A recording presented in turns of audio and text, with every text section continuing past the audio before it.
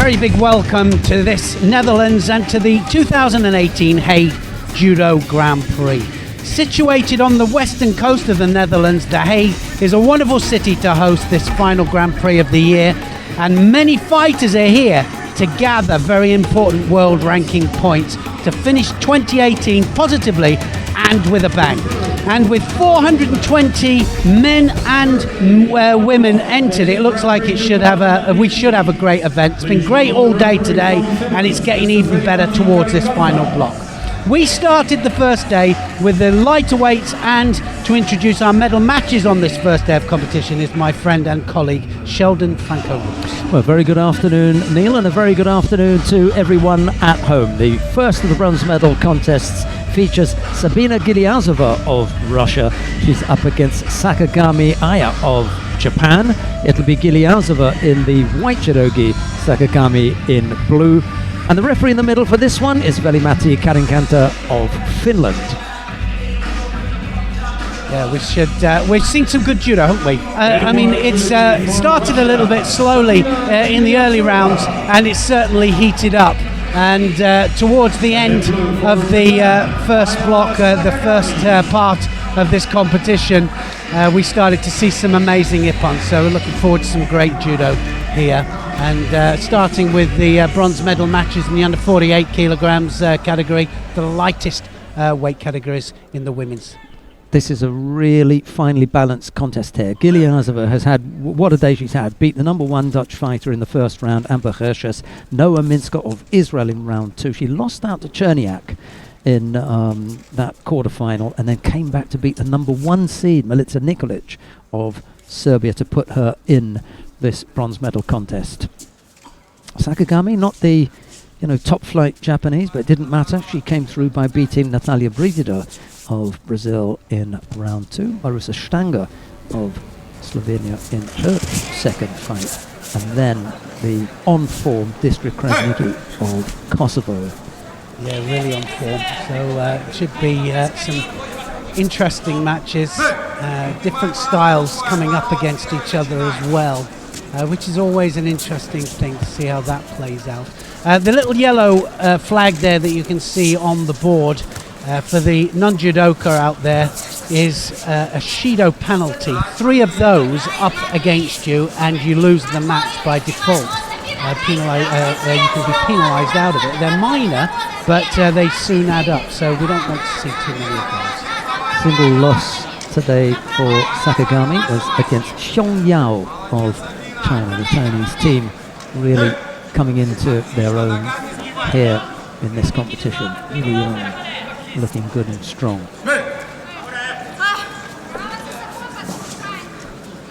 4-minute contests, men and ladies, and it means that if you haven't got a score on the board, penalties don't count unless there's 3 against you. They don't count against the final score of the match until there is 3 of them, but so you've got to score. Actually, you have to score from a throw, hold down, arm lock or strangle in order to win. Double world champion in the chair there for Sakagami. Takumi of Japan. She showed me some pictures of her 11-month-old boy yesterday. Is that right? Nice. Proudly showing him off there. Happy times. 2 Shidos up there against Giliazova, and that means that 1 more up there and she will lose this just by not being on the pace. So you've got to attack, and you've got to attack. That wasn't quite a score. It was a good attempt there by Sakagami, but what happened was her elbow got in the way, and it's got to be side, upper part of the side, towards the back in order to get a score. It's all over now, though, I can tell you that now. Sakagami has got Osai Komi. She has to hold her there now just for 20 seconds. Sakagami's own version of Yoko Shiogatami there. Strong enough to keep Giliazova on her back and coming up for the 20 seconds. It's 20 seconds enough for the ippon. Yeah, we were saying because next week we all fly to Japan. We have a Grand Slam tournament in Japan, one of the biggest other than the World Championships and Paris tournament, which have fantastic entries. But we have everybody, virtually everybody from all over the world that will be in the tournament. Also, host country can put 4 people per weight category in as well. Japanese have so much depth, they're able to put 4 very, very strong people in every weight category. So this particular group that we've got here at the tournament here in The Hague is probably outside that top 4, isn't it? It is, without a doubt. They're saving their best for their home tournament and the much bigger tournament, you know, the higher ranked one, the Grand Slam, as opposed to a Grand-Prix. But it's nice that they're still able to send a team out and that you're happy to have them here. And getting medals, of course, you know, and taking medals all over the place. So we'll still see a lot of the Japanese in the medals here, even though this particular team is outside their top-ranked team. Gilyazova just missing out there. Let's see what happens in the next of the bronze medal contest. Distra Krasniki of Kosovo faces Li Yanan of China. It'll be Krasniki in the white judogi, Li in blue. Referee in the middle for this one is Vasily Smolin Jr. of Russia. Please welcome the athletes in white for Kosovo, the 5-times Grand-Prix winner, Distra Krasniki. Stadium announcer Dennis van der Geest, you can hear in the background, just telling us that 5 times Grand-Prix winner, 5 times Grand-Prix winner, Krasniki. They have quite a few Grand-Prix Grand Slam tournaments, don't they, that they meet each other at. So quite a lot of these have had head-to-heads before. These two particular fighters haven't. But Krasniki, a class act, and she's really working her way forwards. And like I say, world ranking points up for grabs. They're looking for Olympic qualification all the way through the next year. Nice! Oh, it's going to be all over.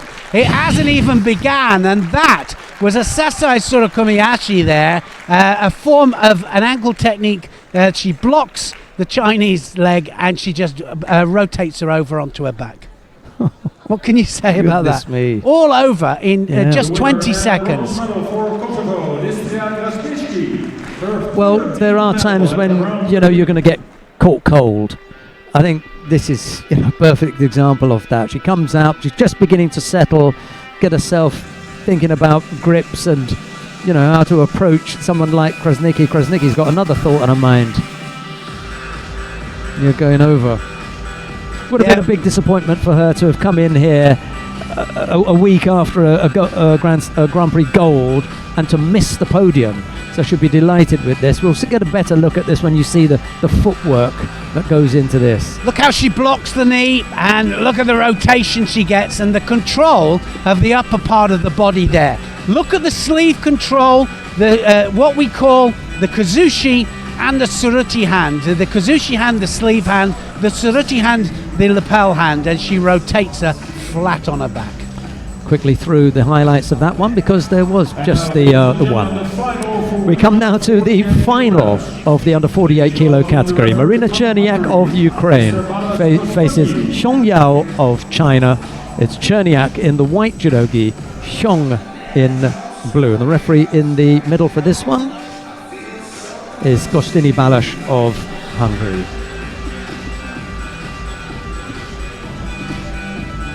In white for the Ukraine, the European bronze medalist Marina Cherniak. Well, Cherniak has really had a terrific tournament today, absolutely blasting her way through it. And what can you say about Xiong Yao as well, also having a great tournament. The Chinese come here enforcing these lighter weight categories, and we don't normally see them so strong, or we haven't done for a while in the lighter weight categories. Unseeded Xiong Yao this morning finds herself in the final, having put out Tamar Malka of Israel and Melanie Clement of France, Monica Ungaranu of Romania. She lost in the she defeated Sagagami And there's the tip that you talk about. Wow, she's just got it. She just tipped her over. It's all about tipping the balance. And Cherniak came in, wasn't fully committed for the Uchimata attack that she did. Or she was fully committed, but just off balance. Look at how her balance gets tipped. And this is why I call it the tip. And she just tipped the balance there of Cherniak, and Cherniak goes onto her side. Not quite on her back for the full Ippon, but she gets the Wazari. Xiong leading with 3 minutes and 45 seconds left to go. Plenty of time. 3 minutes, sorry, beg your pardon. I was going to say it certainly started different pace than we started this morning. We had a couple of golden scores straight off the bat this morning. We thought, well, it's got to liven up a little bit, and certainly it's done that. Xiong Yao opened it up with that Wazari. Another Wazari on the board, a similar score from a throw, or it can be a 10-second plus hold down. Will finish the contest. Arm lock or strangle for a submission obviously finishes the contest as well. Chinese are spoilt for choice here, aren't they? Li Yan'an and Xiong Yao in the same category. They have just weigh things up and decide who it is that they want to send. But for the time being, that's a good attack. Yep. Wow, I think that was an Ippon. I think that she's finished that, Cherniak. She's caught her, took her backwards, and she's stolen it back. Wow. What a counter technique that was. Cherniak there throws Xiong for the most fantastic Kosoto, and she absolutely buried her. It didn't phase her. Going down a Wazari didn't phase her. Well, you're just looking at her face as well. It's like, well, I kind of expected to do that. I don't know whether she did, but she certainly had a great day today. Cherniak, gold medal winner then. Yeah, Ukraine get a gold medal, and she will be so pleased. Job done. Is she going to smile? That's the key. And we're going to get a chance, of course, to see this back in the highlights. Well, she doesn't smile a lot. Sorry. No, I was going to say, we'll just see how she does it and what built up to it. She was a Wazari down.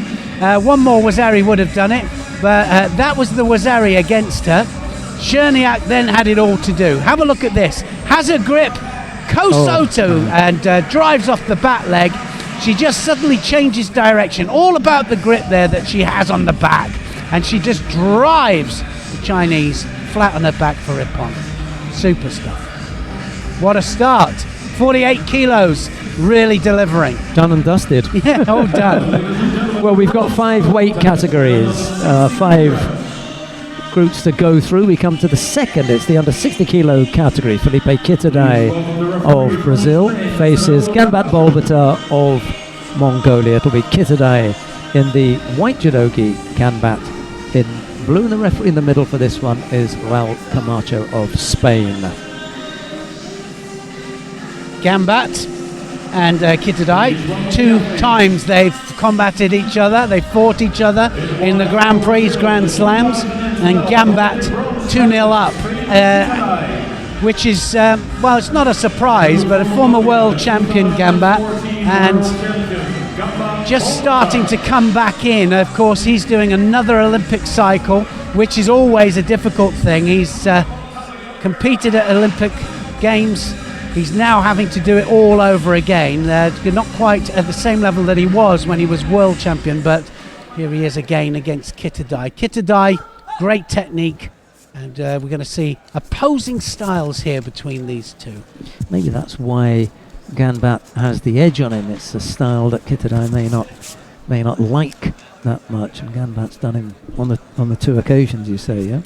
Yes, on the 2 occasions, and like I say, opposing styles. We're going to see some really nice upright judo from Kitadai.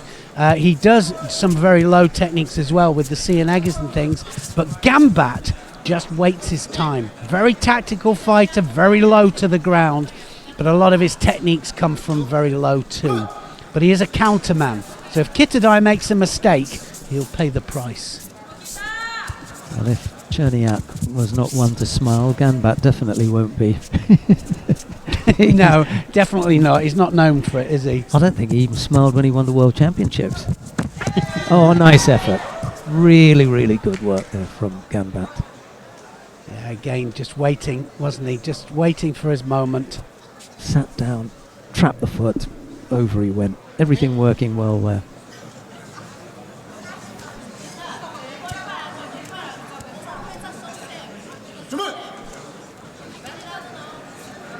It was Dashdevar, the other Mongolian, in the final against Aoki of Japan. They've got good depth in this weight category, under 60 kilos. I remember here in, well, not The Hague, but in Rotterdam in 2009, it was not 60 kilos. He'd moved up to 66 by then. Ashpatar Saganbata taking the gold medal. He'd previously medalled at 60 in the Olympic Games. He then went on to medal at 73 and then 81. That's incredible, isn't it? But not all at the Olympics. I know it wasn't, but it's a world-class event, so I know that. But what a team the Mongolians have. They really, at men and women's levels, as have the Brazilians as well. So Kitadai now really has to take the fight to Gambat, because he's going to have to. It's all about the grips. You can see there that they're fighting hard to get two hands on, and as soon as they get the two hands on, that's when they've got to take advantage and make the attack. Easier said than done, of course, because the jacket quite thick, the material's very thick, and you can lose your fingers with some of the gripping exchanges. Gambat just giving the impression here that he's perfectly happy to slow the tempo down completely, and it won't be long before Mr. Camacho says, all right, I know where you're going with this. And it's exactly what he just did. You know, a passivity there. You've gone into reverse mode, and you are defensive without a doubt. You know, and that's, of course, that's the tactics of it. But then, how often have we seen them come unstuck when they go into defensive mode too early? They get a score up, then the penalties ensue, and of course, the penalties soon add up. Two things going on here. One is, this is not pre-recorded, so I didn't see that one coming, but the other thing is that Raul Camacho doesn't have an earpiece and he's not listening to me. That was just clear. You could see that Gambat didn't want to know. He just wants to take as much time off the clock as possible. And Kitadai, unfortunately, hasn't forced the pace enough to make it more apparent and make Gambat change his tactic. He just said, I'm slowing down, I've got the Wazaru, you come and get me. Well, now putting him under pressure, isn't he? He's forcing him towards the end or the edge of the area there, trying to get a reaction. And of course, you can't just push them out. You get penalised for that. So you've got to kind of guide them there, use it to your advantage. 30 seconds left on the clock, this bronze medal match in the under 60 kilos category. Nice attack there from Gambat. The first in minute and a half. Yeah, it is really. I mean, when you think of it that way, I mean, he really has been defending. Kitadai's had to go forwards, and you can see, I said he was very low to the ground, and that's an understatement. Almost, an old style fighter before we had the rule with the leg grab. Gambat would have been absolutely perfect for that. Well, and that's why I think that they stopped it, because everything was so bent over in the end. Very professional there from Gambat. Kitadai couldn't get near, couldn't drive through the defence, and the Mongolian supporters up there, well on it. There'll be zero complaints from Kitadai, simply for the fact that had he been in Gambat's position, he'd have done exactly the same thing. Of course, and this is where the tactics, positive tactics as opposed to negative tactics, come into it, because he did enough. He got a really good score, just enough attacks just to not get penalised too much, and then just let the time go. Gambat Volbatar of Mongolia takes the first of the bronze medal contests in the under 60 kilo category. We'll have a look at some of the highlights. He does have a smile. It's a grin. It's a grin, isn't it? And then after the highlights, we'll be back with the second of the bronze medal contests.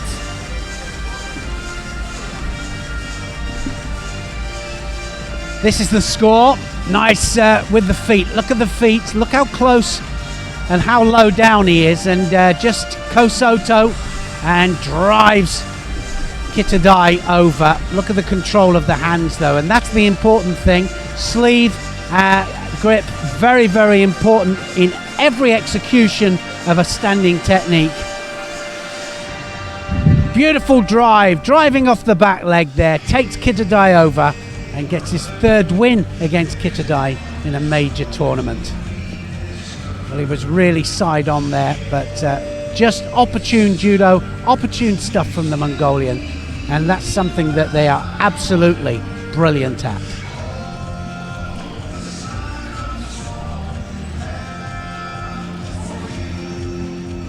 We come now to the second of the bronze medal contest in the under 60 kilo category. Romaric Wendiam Buddha of France faces Artem Lesiuk of Ukraine. It's Buddha in the white judogi, Lesiuk in blue, and the referee in the middle for this one is Jean Ramakers of the Netherlands. Here's Neil. Well, I have to say, I mean, Buddha of France there, you can see he has no world ranking. Lesiuk has a world ranking, but not the highest world ranking. So really, both of these are going to benefit highly from this bronze medal here.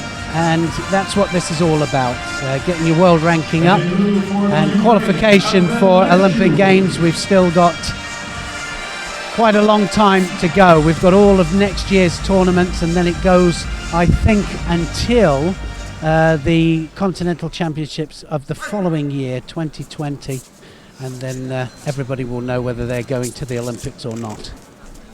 I've just hearing that they were going to move some competition to May, and that would then be the last qualifier. I'm not quite sure which one it was.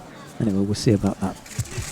Oh, look at that. That's going to be a score. Buddha there. Osoto Gary. It was a reaching Osoto and drives Lesiuk over onto his back. It was a very slow, but it was very, very directed and very well controlled. And you can see he lands on his backside, then gets driven onto his back. Oh, it's all over. That's it. It's all over before it's even started. Goodness me. Oh, and that was terrific stuff there. And I thought that Lesiuk was definitely going to pull it back. He went for it there, didn't he? And Buddha just drove him backwards for the second score. We were talking about fighters that all of a sudden just leap onto the stage, and I get the feeling that Buddha's one of those. Yeah, Romaric Buddha, take that. Well, it was, and Lesiuk, of course, world ranked, and well, he came out there, didn't he? Nobody expected that, and literally just blasted his way through it. Have a look at this, how he does it. Arm round the back, and redirects a technique there from Lesiuk. Lesiuk was the one that committed. Big arm round the back, both of them had it, but it was definitely Buddha that redirects the direction there, uses the hands for great effect, and directs him onto his back. And that, in fact, it wasn't a second Wazari, that was a clean effect. Yeah, that was flat on his back, wasn't it? Neil, if you keep going like this, we'll be done in an hour. Well, less than that, about 40 minutes, and we'll be gone. Brilliant stuff there. Buddha definitely get world ranking points. He's not on the world ranking at the moment, but he will be now. Right, we come now to the final of the under 60 kilo category. Aoki Dai of Japan faces Dashtava Amatufshin. It is Aoki Dai in the white judogi, Dashtava Amatufshin in blue. There's the road to the final for the two fighters, Lesiuk Kitadai Mackenzie and Florimon from Aoki, Gambat Pelim and two others. The referee in the middle for this one is Orlando Cruz of the Dominican Republic. Well, again, opposing styles here is what you're going to see, because both of them can throw, both have amazing throwing techniques, and so they'll both be going for ippon, but it'll be from a different angle here. The Mongolian style of attack, much more of a wrestling base because of their traditional wrestling, and that most of them have done in Mongolia. But just watch how they differ. Aoki there starts it all off. Whatever the reasons for the lack of selection by the Japanese team in the past for Aoki Dai, it doesn't put him out of the frame. He was 5th place at the Grand Slam in Tokyo. That is that's no for a medal. easy feat. Yes, exactly. So, there's something about him. The problem that Aoki has is that we've got this really, really high performing team that he's part of, and they just happen to be that bit better. But had he been, from somewhere else, he'd have had any number of outings. The Japanese, however, have sent him out sparingly, and when they have, he's often come back with a medal.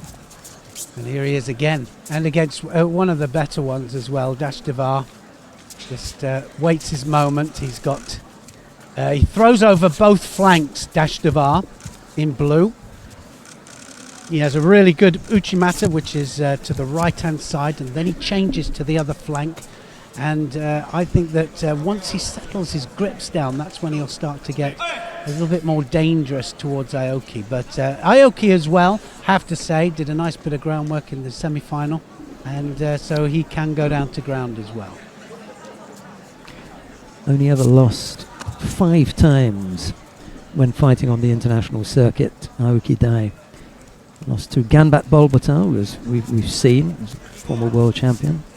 Beslan Mudranov, current Olympic champion. Kim Won-jin, world silver medalist. Amiran Papinashvili, and just recently Yang Yong-wei of Chinese Taipei, who's really doing great guns at the moment. So what a record! It's quite a good little few people that have beaten him. It's not. If you're not top draw, you're not beating him. No, exactly. And Dashdevar is actually. So this should do for a good contest. Oh, look at that! That's going to score. Now, does he score with that? Might be the elbow was up. They'll have a little look at the video replay on that just to see where the contact was. Sometimes if the elbow is out, they won't score it. Well, all the time when the elbow is out, the side has to make contact, the upper part of the body, not the lower part. He just saved himself there. And of course, if it's further onto the back, then the higher the score. Minute 20 odd left to go. Shido picked up by both the fighters, but we are scoreless at the moment. That's not to say it hasn't been not riveting, but certainly interesting to see how they approach it. Well, it's quite the interesting thing is, if you're having a look at different styles, look how Dashdevar there trying to get underneath the left armpit of Aoki, and what he wants is he wants contact. And of course, Aoki feels the danger and says, "No, I don't like that." And I've got to say that I'd be pretty much the same. They want to get close because that's the style of their wrestling that that they have in Mongolia. He's had a couple of stabs at that Yoko Tsutemiwaza has Aoki. That one was slightly misdirected and has left Dashdevar feeling a little bit, less than comfortable. Let's put it that way. Yes, the elbow was out there, wasn't it? And we could see it clearly. The elbow was out, no contact with the side, so no score. So that's what the video referee is for. In fact, the referee and his 2 judges, they'll referee the match. But if it has to go to video referee, then the referee supervisors will have a quick look, and the commission, and see exactly what happens. Dashdevar has got a feel now for this attack from Aoki. He's managing to block it, but he's just waiting that little bit too long, and he's picked up a second penalty. Yeah, one more penalty for Dashdevar, so he lets that go, and now I suspect that he's going to come out all guns blazing, because one more penalty and he'll lose it, and he certainly won't want to lose it just for not attacking or not attacking at the right time. So here we go. Different Dashdevar now, tries the same Tewaza, and again underneath the armpit.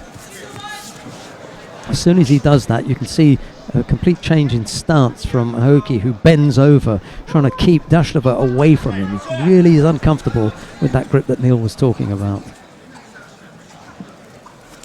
Yeah. He's picked up the penalty as well now. It's 2 apiece. Yeah, well, he definitely upped the pace, and I said that, he knows that, and they both know now, they've got to do something, and Aoki hasn't attacked really. Other than that that particular technique, he's done nothing. It's also, for me, partly designed to break up the grips. You know, when he feels uncomfortable or he feels that Dashtava has had that grip for too long, you just throw that in. Yeah, it's a panic attack, isn't it? Too long on the belt here, got to go, and then he breaks it up. Good man.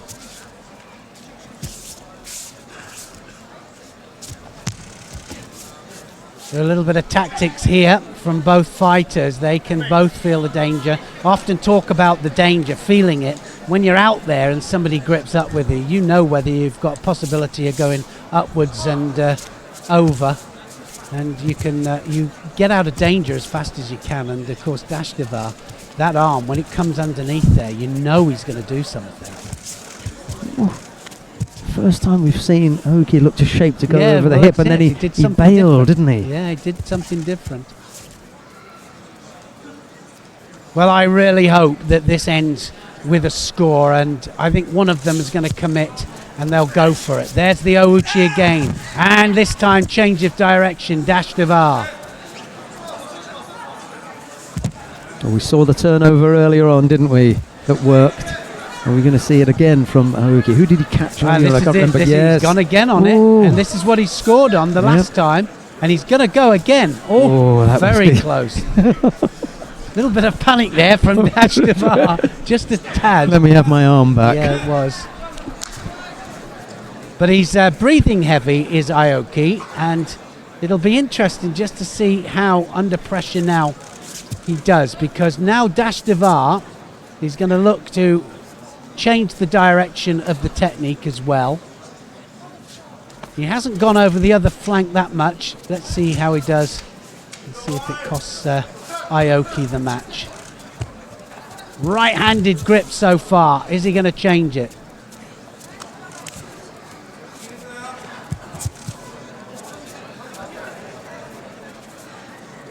And again, Aoki just not knowing when to go in. He can feel the danger. He's just defensive. Dashtava just beginning to shade it for me here. It's Aoki who's got to make something happen.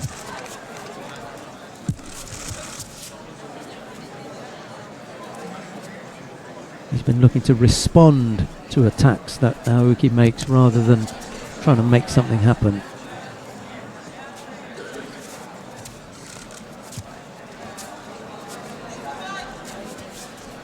Well, he's got to do something soon. For me, I'm like you, Sheldon. I think that Dashtava is just, he's the one going forwards. He's the one that's taking the initiative. He's the one that's trying to grip positively. And it's Aoki that is on the defense here. If I was going to give a penalty, it would be to Aoki, because he hasn't done anything but drop underneath and defend. There he goes again. Dashtava, another couple of good attacks, and this could be all over. This is a mistake here from Aoki. He's come under pressure. He's bent over. There's no way for him to come up with anything from here. He has to change his position to come up with something. He's just looking to keep Dashtava out here. Yeah, it's definitely defense by posture, and that's the reason that Dashtava is not going over the other flank. He can feel the power. As you see, he's very right-handed, Aoki. It means that he's very strong off that front leg. And that's why he's not committing. But Dashtava, again, he's the one that's coming forwards. Keeps going onto that belt. Oh, now! Very close. I think they've done the right thing there with the belt. He's been there, and it's been 1 or 2 seconds, and we normally say, it's got to be immediate, but he is actually really, every time going in just as you would say, hang on, he goes. So I think, okay, I haven't seen anything where he's just settled there and said, I'm just going to hold on to it. Well, for me, both the times that I've seen him on the belt, the jacket was covering the belt as well. In that case. Which is quite interesting.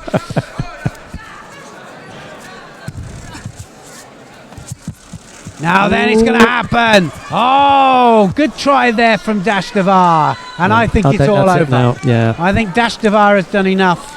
And for me, this will be the right decision. Again, he goes for the big techniques there. And another Ouchi off it. And I think, wow, no, they've let it carry on. He's lucky. Aoki's lucky to be in this, and now they've stopped it. Yeah. So for me, Aoki is the one that's been defending. He's so if they're going to give a penalty to anybody, it'll go to Aoki of Japan. I'll come back to what Neil had said before. You know, we don't want it to end on a penalty, and he entangled the leg there to block Aoki. I'm not sure why he's lifting his hands up. That's very unlike. And he hasn't bowed yet. Well, I mean, for me, that was quite clear. From a tactical point of view, if I'd have been fighting that match, Dash Devar coming on so strongly all the time, that I would have known that definitely I'm in line for a penalty. Nothing wrong with that decision. Like Sheldon said, we don't want to see it end with three Shidos, but they didn't look like they were going to throw each other. But if anybody was going to throw anybody, it was definitely Dash Devar. Aoki was defensive all the way through. That was as close as we got to a score. Very, very close there with the Tewaza. And this was the end part. This was the pickup that he tries, the Ouchi as well. And again, Aoki defending. But just that little bit too much as far as I was concerned.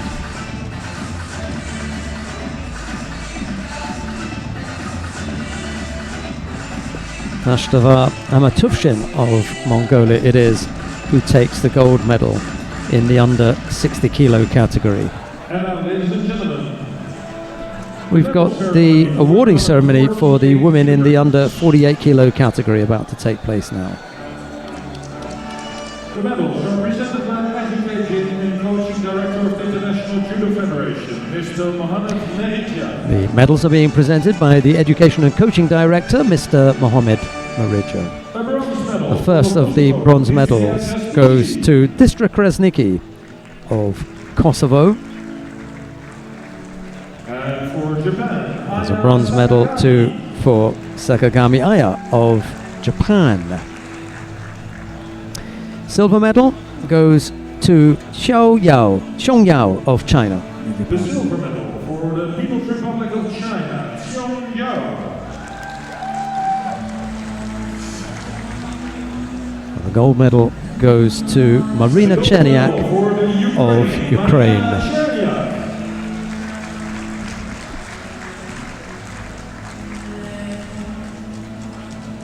The prize money and the flowers are presented by the General Treasurer of the Judo Federation of the Netherlands, Mr. René Bogaerts.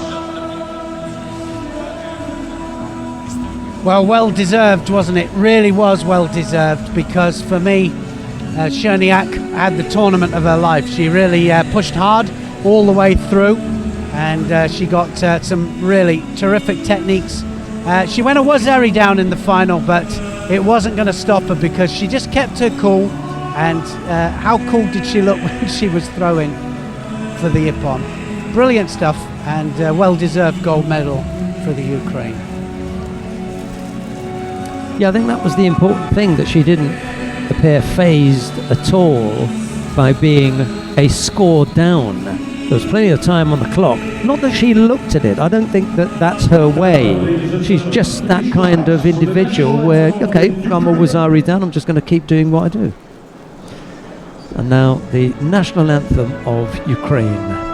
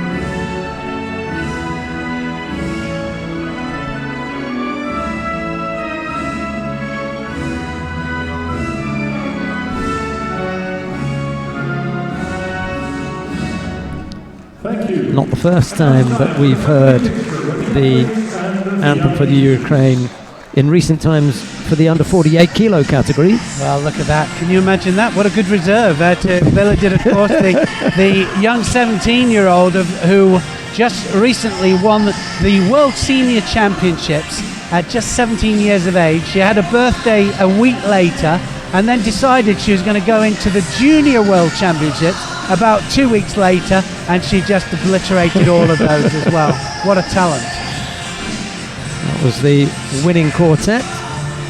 And after that, we have more action with the under 52 kilo category.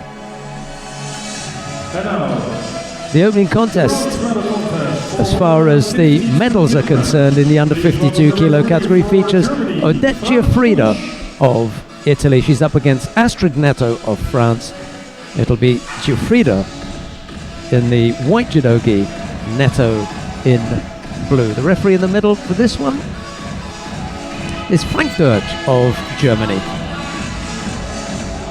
Well, Giuffrida started very, very slowly today and looked to me to be struggling in the first round. Olympic silver medalist Giuffrida, off the back of a Grand-Prix win. And of course, she is expected to always perform, and she's worked her way through to bronze medal fight here against Netto. She's met her twice before, and 2-0 up in their head-to-heads, but this is another match.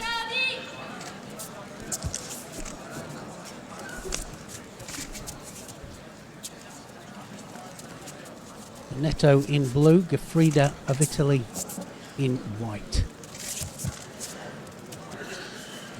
Family party, because we're going to see her sister in the bronze medal contest in the under 57 kilo category as well. This time round we get to see Astrid. Next time round it will be Priscilla. And Astrid is the younger, isn't she? I think, yeah, Yes. Astrid is the younger one, yeah.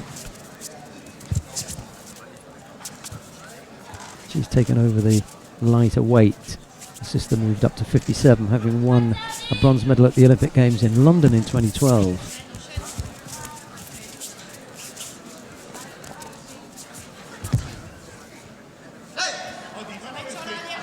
Well, need to see them with better grips, better kumakata, trying to keep hold of the opponent, because it's very difficult to control the throws when you let go with the gripping. That's why the gripping is so important in judo.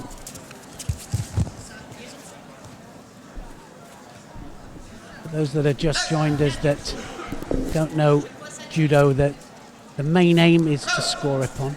It's the equivalent really of boxing knockout, but I don't mean that. I mean it metaphorically, but I mean to score an ippon, you can throw your opponent flat on their back with force, and you can arm lock or strangle for a submission, hold them on their back for 20 seconds.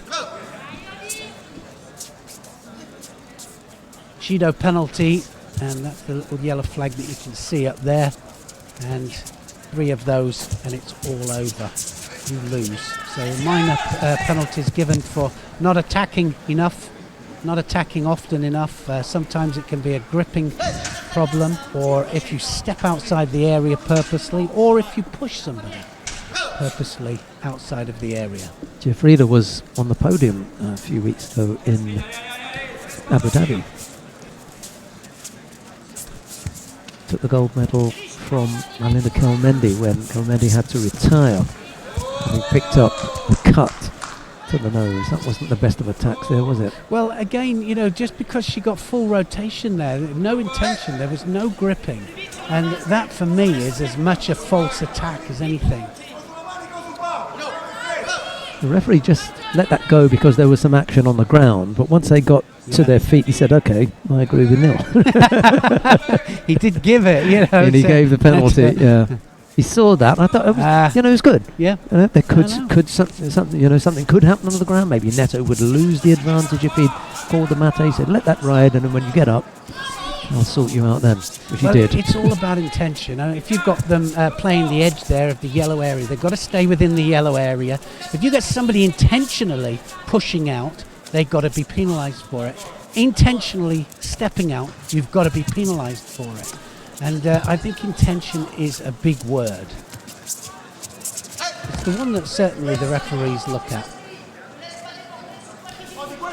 Well, sometimes fighters can get caught up in that edge play, and Neto was edging, backward, further and further, and I thought, avoid that. Don't get caught up in that. That's exactly where Giuffrida wants to put you. Why would you go there? There are two things. I mean, you can back somebody up so that they think they might step out, and then use that to your advantage, and it could be just to get action-reaction for a throw. And that's using tactics to your advantage, but positively. And if you're using it negatively just to get a penalty, then that's not what the referees and the referee supervisors want to see. Half a minute left to go. Giuffrida picked up 2 penalties, Neto just the 1.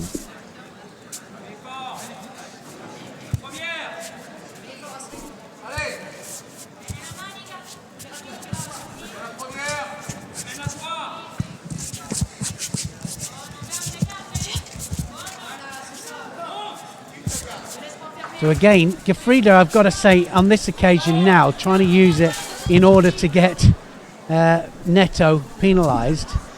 And again, that's why it's not been given. The intention is wrong. And often we hear a lot of the coaches, they'll be shouting for them to do it, but they've got to realise that that's not the way to go. No penalty given to Neto. That means she's still ahead just. If Giuffrida gets a penalty, say for example she pushes Neto out, it might just backfire on her. You're right though, why take the chance? Stay in the middle, try and throw each other. Elbow out, no score.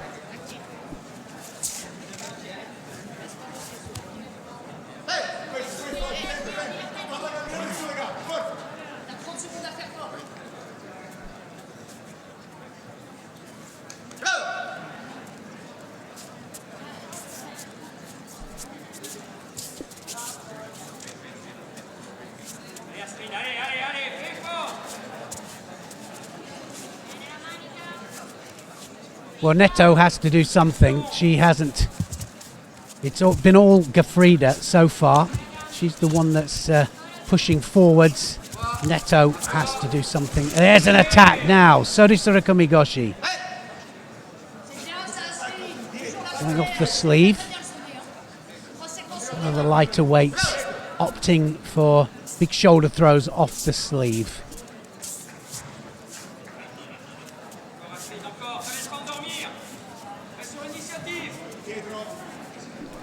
French coach asking for more of the same from Neto, but it's Giuffrida who attacks with left Ouchigari, just pushing Neto back towards the edge of the contest area.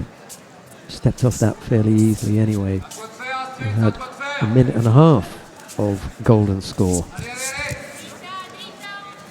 And the golden score can go ad infinitum, really, can go right the way up any time, as long as both are attacking within the given time and that they don't infringe any more rules.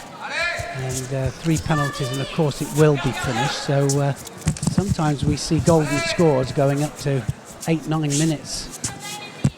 The longest one, I think it was 11 minutes 30 seconds, something like that. At the Cadet World Championships in Chile. Yeah. So just when you think somebody's going to get a penalty, they do a good attack, they're out of danger, and then it's another build-up then, you just got to keep going again.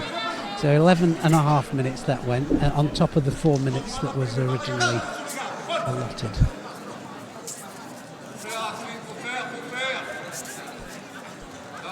They still look relatively energised, don't they? Neither of them are flagging. Well, yeah, both look strong. It's not like they're really puffing hard. There's a good attack there from Giuffrida. And again, going off the sleeve. Second penalty up to Neto, so it's 2 Shidos each. Now anybody's match. Shouldn't have allowed that to happen, Neto. You've got the advantage going into golden score. You want to make sure that you don't commit another error. Leave that up to your opponent.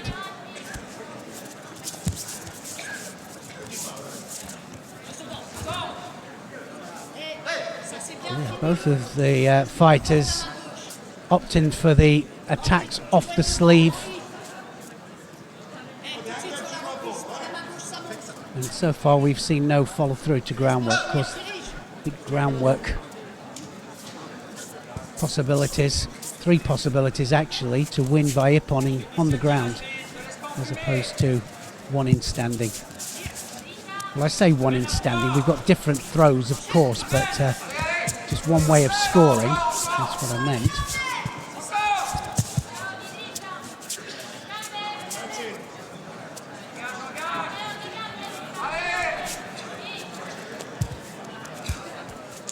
The left against right situation here causing problems for both. Who's going to be brave and go for it? Well, I think Neto there trying hard, but again coming down to the grips. Not quite gripped up, sleeve, lapel. Have to control that sleeve. Instrumental in starting the technique.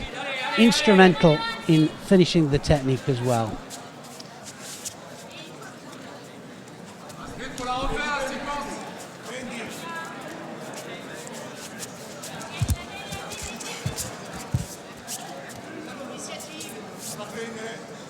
I really don't know who's going to steal this, and it will be a steal at the end of it. Frida, the Olympic silver medalist here against Neto of France.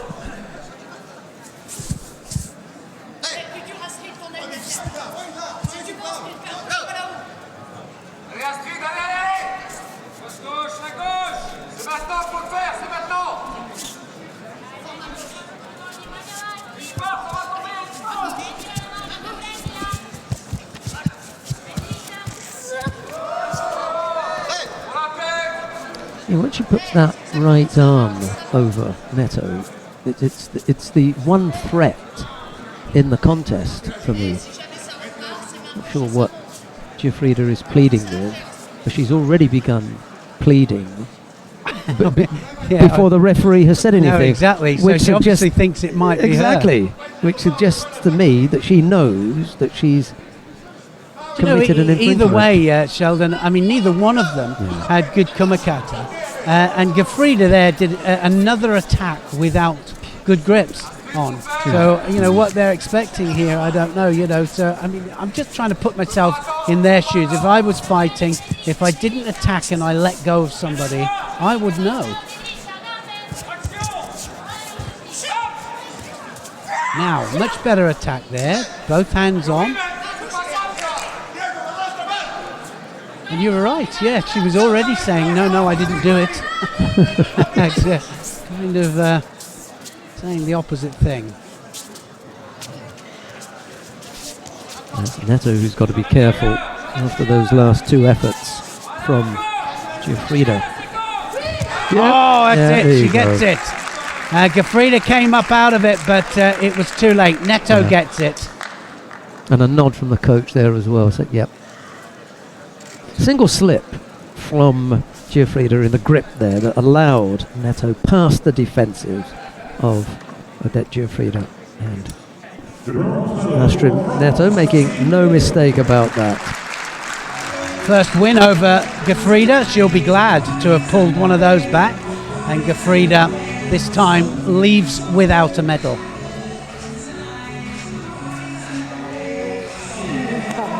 Kept a tight defence, did Neto, waited for the single. I don't think she was waiting for the single slip, but what happened was when the slip came up, she was able to capitalise on it and pick up the score. Well, she had the grip, didn't she? And again, we were saying how important the grip is there. Pushed her down, and as she was coming up there, the action-reaction there, so evident. As soon as she popped up, then she was taken over. Look at the head coming up there. Couldn't do anything about it. It was just enough for a score. that head going underneath put Astrid Netto in the perfect position to just make a simple turn. Over she went.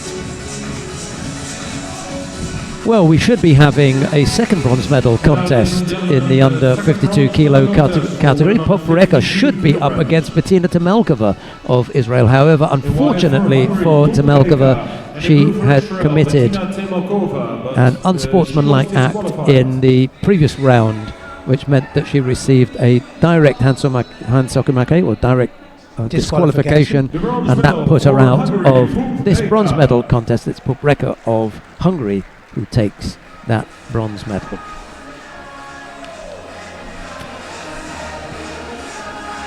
Popreka had a good performance, actually. She's very steady, isn't she, with her performances? Always in the medals and there and roundabouts, and yet another one there. Bronze medal for Switzerland and Pop.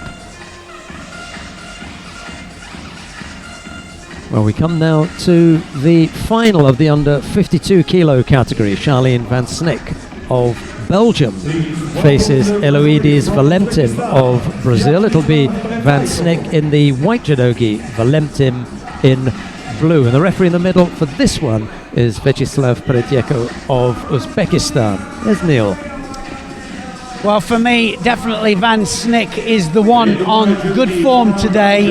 Of course, the Olympic bronze medalist from London at under 48 kilograms, world medalist as well, 48s, come up to 52s, now really starting to establish herself at under 52 kilograms.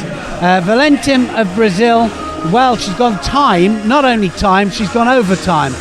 In every match so far today, she's had to work for it. She is certainly in good condition. We know that because she's done twice as much time as anybody else. Valentim, though, is tactically very astute, but she'll need to be against this very aggressive Van Snick of Belgium. Van Snick's supporters won't have had to come far. Drive across the border. Well, that's right. It doesn't take long, does it? Well, 20 minutes, a couple of them. Yeah. Straight into the attack here, Van Snick, and even though that is outside the area, the referee, because it started inside, will allow it to carry on if it's a possibility that it could score an ippon.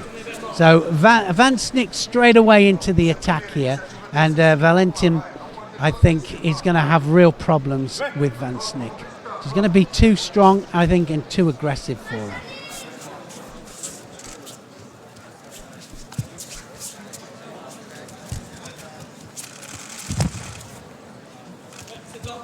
And straight in for the strangle there. She's got it. There, Van Snick has definitely got that. That's on. That's on, and the referee's allowing it here. I think she's going to get a submission, and it's all over. And definitely Valentim trying her best to resist that, but she's absolutely not able to carry on. And Charlene Van Snick has won the gold medal. Van Snick had it straight away. Her transition in there for the strangle, for the shimiwaza, was very, very quick. She was underneath the neck. No problems at all for Valentim. Valentim is okay, but that was a great performance from Charlene Van Snick. And immediate attention there from Van Snick on her opponent as well. Well, I mean, it's the obvious thing to do. We know that, you know, by lifting the legs up, then they recover a lot quicker, but not actually allowed to touch them. It's meant to be the medical people team, that do it. It's a reaction from the fighter that's difficult to stop as well. And difficult for the referees to stop it as well. It really is. It's because Van Snick was very quick there. That was already on. That went too far, and Van Snick, she wins by submission in the end and wins the gold medal. Great performance. Interesting point there, because at what point could he have said ippon? It was on so quickly, there was hardly 1, 2, 3 seconds for her to apply it before Valentim was out. It was on very, very quick. Yeah, no, it was, and I thought that the referee did exactly everything right. I thought that you have to wait for the submission. Sure, When they go still, that's when you stop it. Yeah. We've got the awarding ceremony for the men in the under 60 kilo category about to start. And the referees are going to be presented by the IJF Sport Director, Mr. Armen Bagdasarov.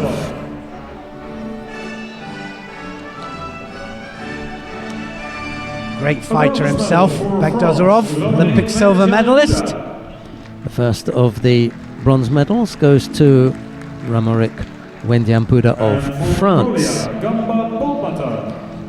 Second of the bronze medals goes to Ganbat Bolbata of Mongolia. For Japan, Aoki Dai. Silver goes to Aoki Dai. He's having his medal presented And the gold now. medal for Mongolia, Dashtava Amartuvshin. But the gold medal goes to Dashtava Amatuvshin of Mongolia. The prize money and the flowers are presented by... A little bit of a tactical final, but Dashtava just doing enough in the end. Aoki was the one that was defending rather than attacking, and Dashtava kept coming forwards all the time. Just got the nod in the end.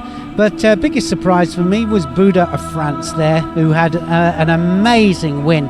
Just ran over Lashuk of the Ukraine, didn't he? Yeah. Just absolutely bulldozed him.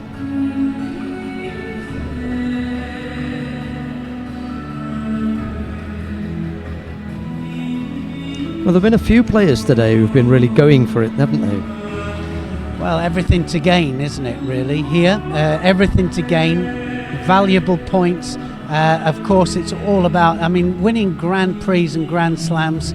Absolutely, you don't get many chances to do that, so every one is a bonus. Mongolia.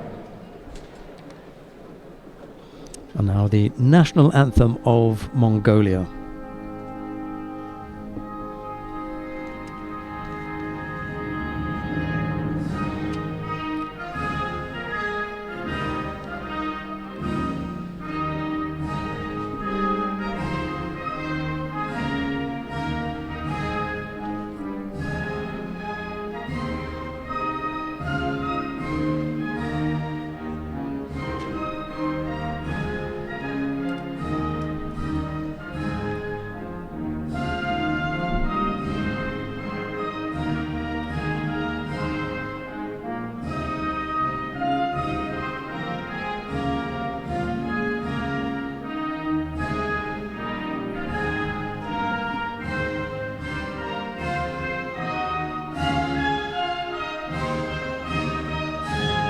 Not many tournaments you go to and don't hear that anthem now. No, well, when you consider 3 million people in Mongolia and 1 million, 1.2 million are in Ulaanbaatar, which is their capital city. I thought you were going to say I'm 1.2 million doing judo. Well, it's not far off, I don't think. I've been to their national centre and it's not far off.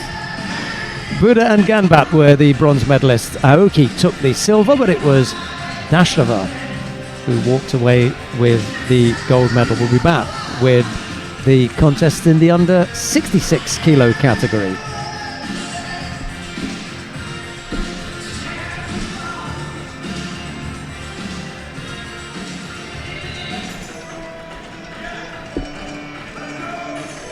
Well, the first of the bronze medal contests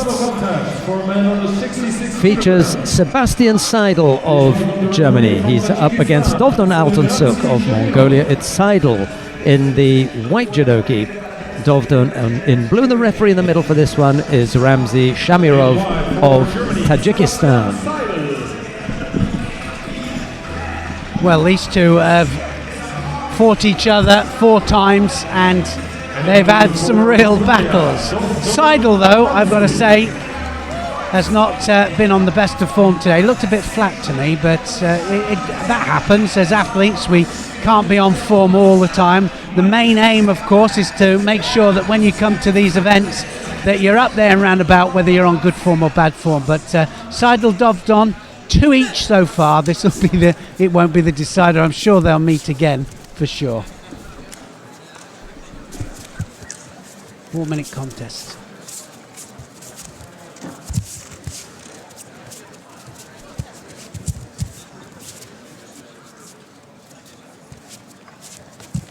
Seven weight categories for the men, 7 for the ladies. And on this first day of competition, we have 3 ladies weight categories, 2 men's. We have 2 men's and ladies tomorrow on the second day, and then we have it the other way round where we have 3 men's and 2 ladies on the last day of competition.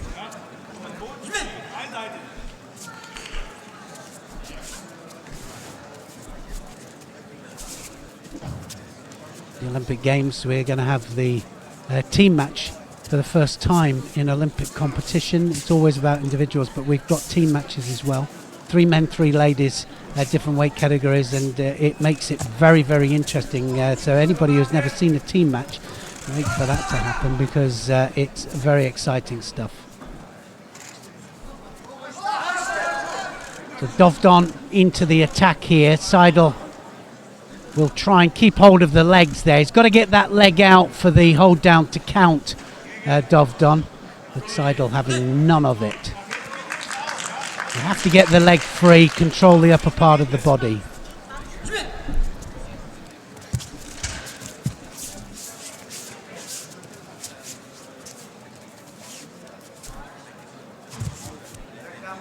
Having his sleeve dominated, Seidel. The Mongolian's very strong with the grips. A little look up to, I don't know who there, Seidel, just saying, why did I get that? So he gets a penalty for not attacking, but he's looking busy, but not actually attacking.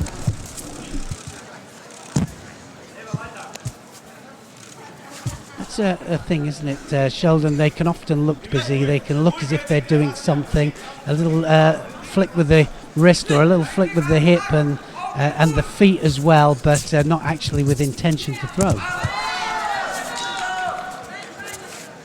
Yeah, we talk about tactics and the hope that that won't come into it, but it's very difficult in something, when you get high-level sport, to keep that kind of thing out. The desire to win becomes almost overpowering, and, by any means, as long as they stay within the rules, we're okay with it. Yeah, like you say, as long as they stay within the rules, but then we can have different ways of interpreting the rules in a positive manner. And I think that somebody asked me, I was talking to Alexander Yaskovic and Daniel Lasko about it, and we said, is it important to win at all costs? And it's not to the detriment of the judo, it's not. And I really believe that. Yeah, I agree with that. The reason for being out there is you want to win. When you turn up at the club, you want to have a practice and you want to have a bit of a roll around and a laugh. But you come out here because you want to win. Yeah. As long as you can do that within the parameters of the judo parameters, yes. And fine, yeah. And sometimes that means, tactics come into it. But again, as long as they are carried out within the rules. A little Yoko Satemi was an attempt there from Dovdon, but it doesn't trouble Seidel, who now tries to work something on the ground here. Done it several times, hasn't he, Dovdon? And each time, just by luck. I mean, if Seidel stopped it dead, he'd get the penalty up for Dovdon, but Dovdon just managed to move him every time. So far, he's the only one, as far as I've seen, that's actually attacked.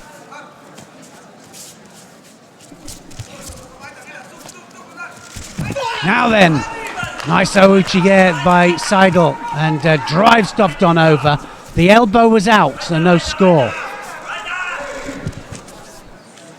Nice turn there from Dovdon. He got himself out of trouble. There was an attempted shimiwaza there for a moment from Seidel that looked as though that could go on. No, it was on, wasn't it? Because Dovdon had to roll inwards to avoid it. There's the ouchi. The elbow was out, no score. We know that. And at that point, he was beginning to put the shimiwaza on. Yeah, good turn from Dovdon. Got himself out of some trouble there. Last few seconds. This one looks as though he's going to need to go into golden score. There's a single penalty against Sebastian Seidel, so a slight advantage to Dovdon, who has gone into the golden score period penalty free, and we get underway right away. Pretty quick with the golden score. It's meant to be just an extension of the 4 minutes, not 2 separate parts.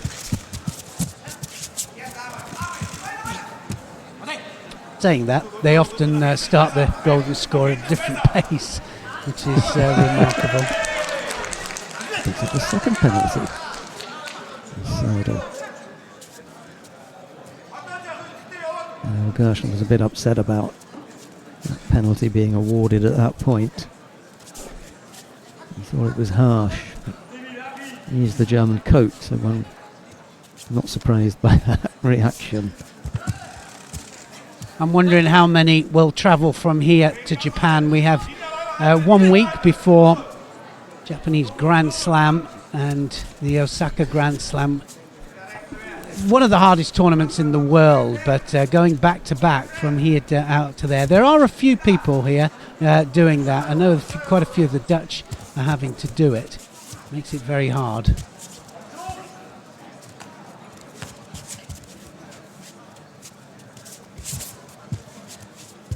Just one score on there for Seidel, and those 2 penalties against him won't matter.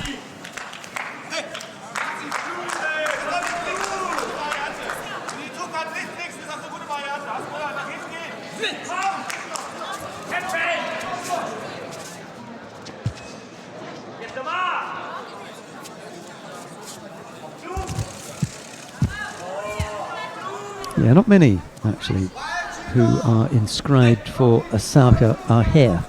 No. So there really is a real split between those who've said I'm coming here and those who are going to Osaka. You've got probably 4 or 5 out of an entry in just say the under 60 kilo category of 36. 36 have entered in there, 4 or 5 of whom are here, the rest of them not.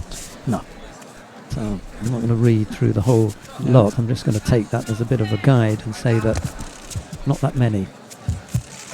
It's not too difficult a jump and too short a period to recover, I think.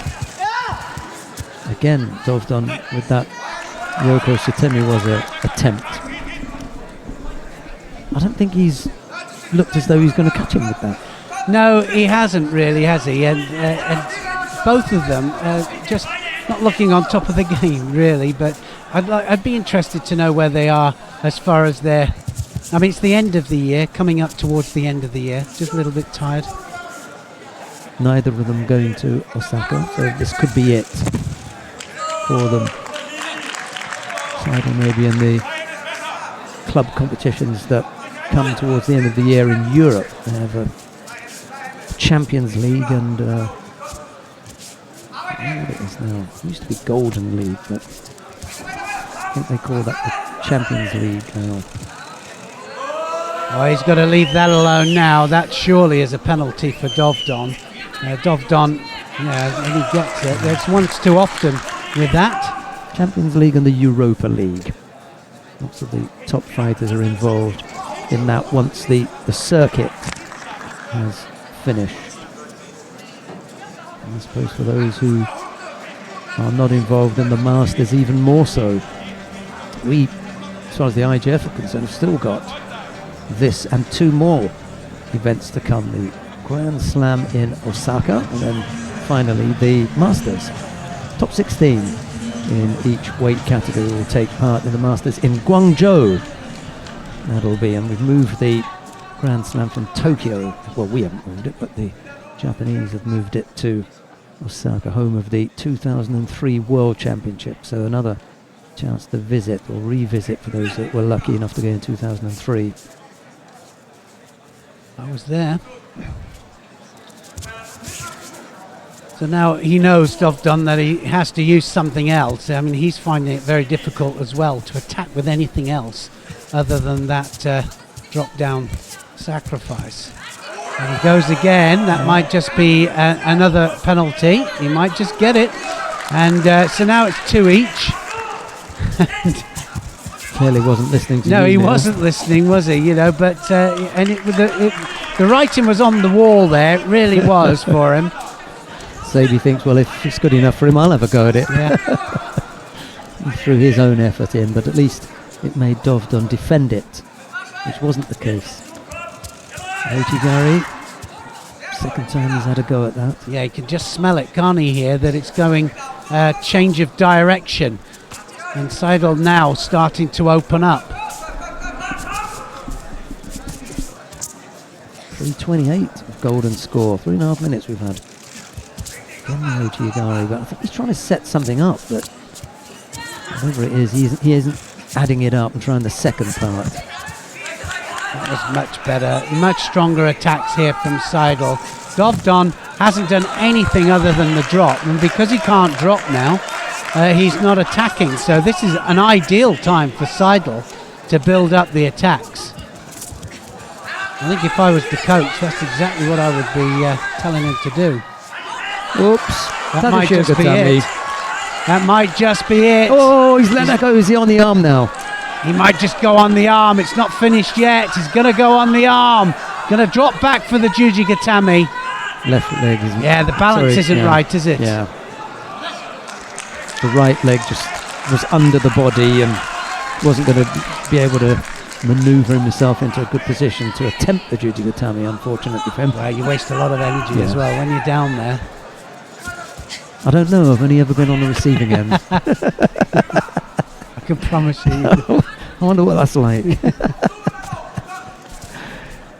Well, I had to calculate at some stage whether it was worth continuing. Sometimes I'd do the roll and then I'd leave it because I wouldn't have anything in my forearms if I didn't get it, especially against Novak.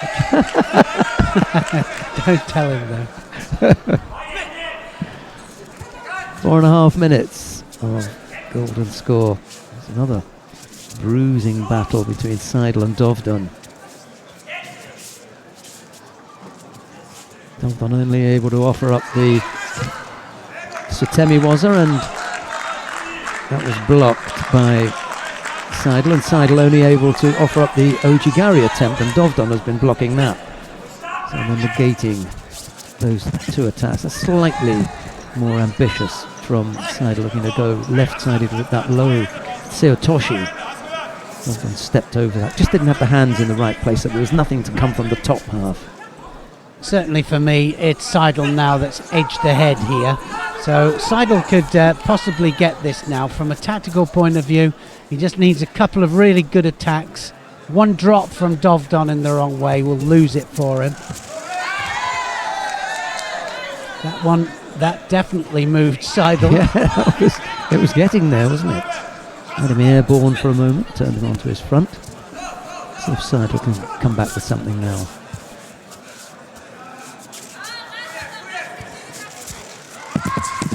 Oh, nice Osoto this time. And Seidel definitely the one that's putting in the powerful attacks. Looking to score all the time. See, there's a degree of risk involved there, but I think it's worth the risk. He came so close to catching him. And Dovdon doesn't look like to have the kind of power to come up with a really effective counter. Nor does Seidel, by the way. Well, they're both absolutely shattered, as you can imagine here. We're coming up to the 6th minute in golden score. They've already done 4 minutes, remember that, on top of that. So it's nearly 10 minutes combat so far. And one of them has to pull something out the bag. It's so difficult to separate the two because they keep going. They're both, really giving it a good go here.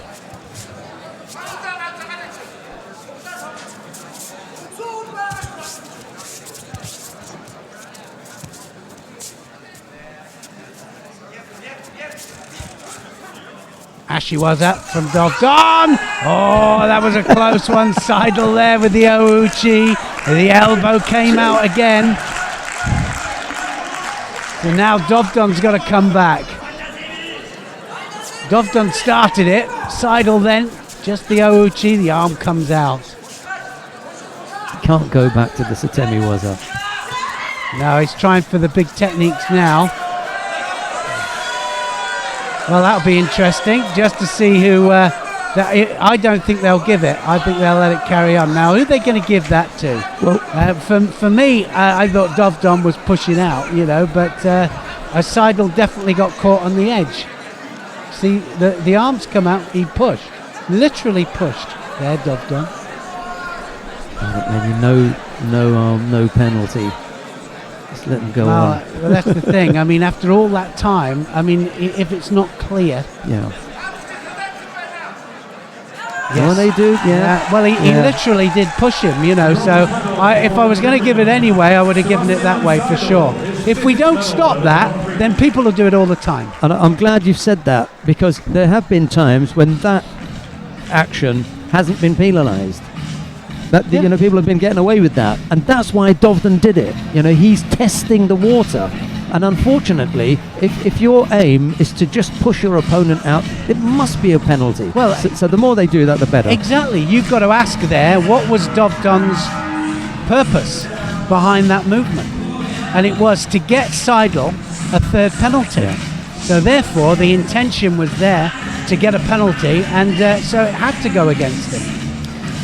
Sebastian Seidel of Germany picks up a bronze medal on the back of Dovden Altonsuk, just giving him that nudge out. There is a Japanese term for that, which I've used from time to time. Can't wait. Oshidashi, a push out. Which is what it was. That's what it was. Right, the second of the bronze medal contest. Kido Kiyotaka of Japan faces Denis Viru of Moldova. It's Kido in the white judogi, Viru in blue, and the referee in the middle for this one is Turbat Ensetseg of Mongolia. Can't keep them out of the action, can you? Can't. They're there all the time.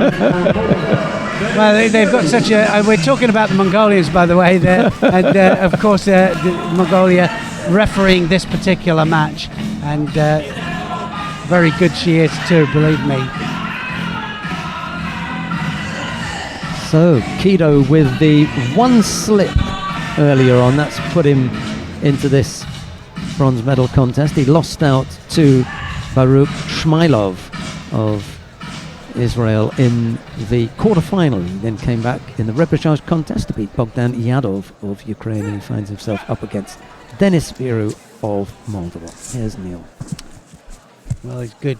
Viru, I'm very impressed with Viru, and he has some really great techniques and very aggressive, and for me, one of the youngsters coming up. And I think that Kido is going to have real problems with him.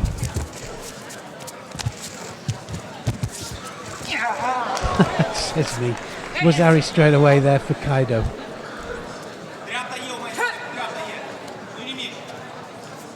3 or 4 attacks there, weren't there? But well taken that was. Kido really did well there.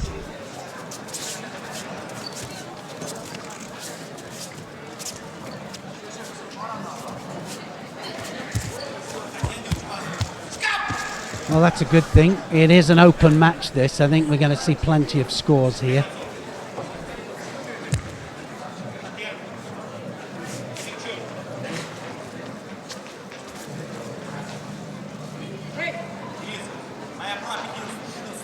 Turnover, obituary turnover there by the Japanese. Every one of them seems to be doing it in one way or another.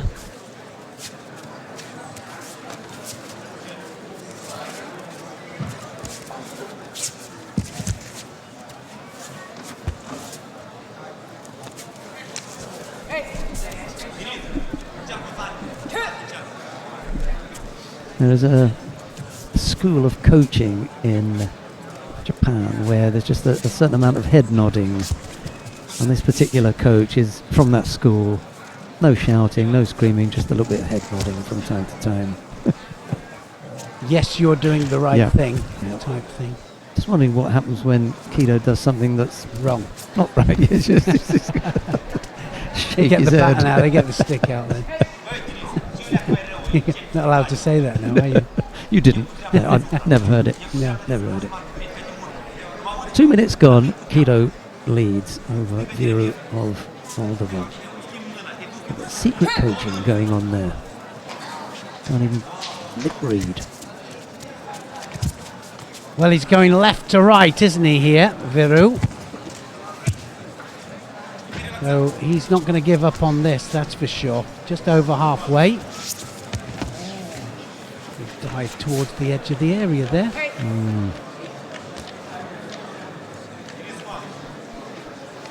A couple of times recently we've seen Shido given for the fighter who crawls out of the area. Telma Montero was legendary for doing that kind of thing. Picked up Bushido a little while ago for crawling out of the area. Yeah, we had a period, didn't we, there where you could do it, and now you can't. Of course, you can't go outside purposely in any way, whether it's standing or on the ground. I really like that, and being someone that enjoyed Newaza anyway, people were always trying to escape, crawling out. It was nice that huge Fuchimata effort. That was there. nice, wasn't it? It really was. Lovely entry in. And Kaido. Nice judo here. So it's a nice little match, isn't it? Veru, certainly, he's going left and right as well. I got the impression that he decided that it wasn't right and he came out as opposed to attempting to finish it. He's in, took no, doesn't feel right, I'm off.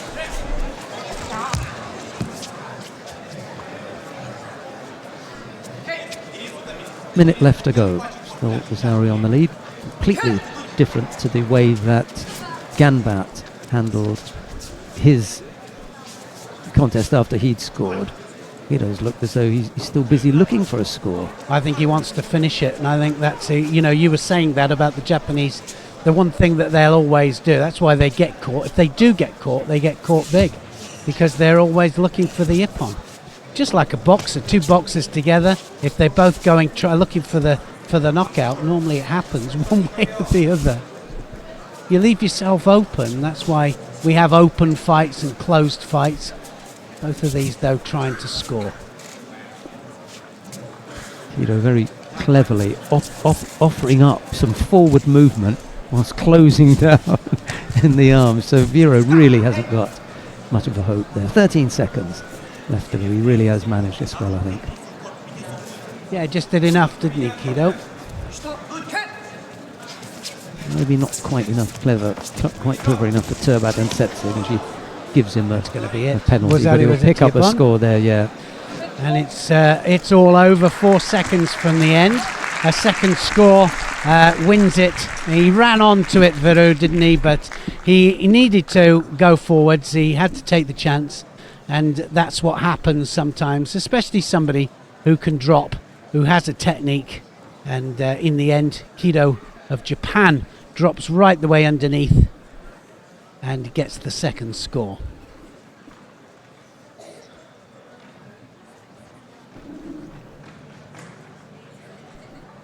Yeah, with 4 seconds left to go, you had no choice but to come forward. Veru rushing on to Kido Kiyotaka made it that little bit easier for the Japanese, who accepted his on-rush and turned him over easily. Yeah, just waited. Those ears say that I've done a few randoris in my time. Yeah, you know what kind of style of fighter you're going to get when you see that coming at you. You do. Credit to this man, though. He took the fight to the Japanese, and certainly Kido then taking advantage of the first mistake. The second one, this was the first score, the tip as we call it, or the Sakeshi. Just to show that Japanese can also get involved in the tip. Yeah, exactly, and the second one was just more of a traditional drop down Seoinage and drop shoulder throw, and right the way underneath him, takes him over for a second Wazari. Have a look how his side makes contact. Okay, so it didn't at first, but then he brings him back. Good enough for a score, good enough for 2 Wazaris and the bronze medal. We come now to the final of the under 66 kilo category. Vaza Margvelashvili of Georgia faces Baruch Shmailov of Israel. It'll be Margvelashvili in the white judogi, Shmailov in blue. Looking forward to this one. This should be a top match. It really should. And the referee in the middle for this one is Okada Yasuhiko. He has the honor, if you like, of refereeing a toughie. Yes. Yeah, it's going to be a tough one, but certainly for me, today, anyway, Margvelashvili of Georgia has been on blistering form. Smilov, though, world rank 5. I mean, number 2 against the number 5 in the world. It's a good match. If anybody's going to spoil the party, Smilov is the one.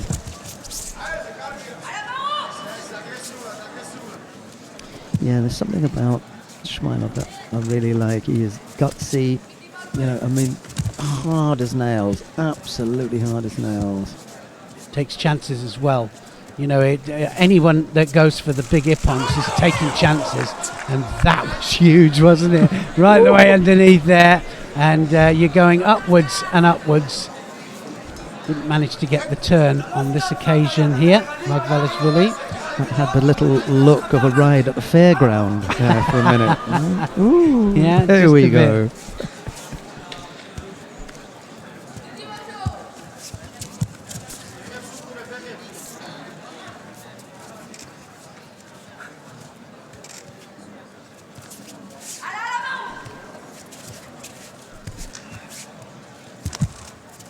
Watch Smilov as well. When he goes in extremely quickly.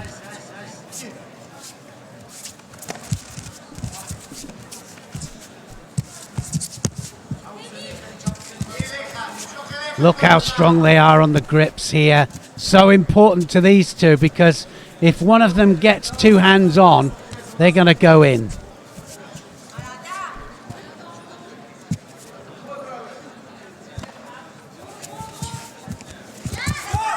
Oh, he's taking him over. Wazari. What a turn. Well, that was a Sakeshi. And what happened was Smilov went in for the full committed Uchimata, and it gets rolled over onto his back. The speed with which Margvelashvili reacts to this movement from Smilov is really incredible. I didn't think it was quite the ippon. I mean, that's just my opinion. I mean, they've slowed it down here. It's gone to video referee to see if it was ippon. Maybe they're going to count it, but I think it was a Wazari. Just watch how he rolls over, and for me, it went over the head, but he lands on his side for the Wazari. I think that's what they were trying to see, if it was defence for the leg, but actually gets driven down. So Wazari sticks. The referee supervisor coming out. Margvelashvili really thought about the makikomi there. Chance for the turn.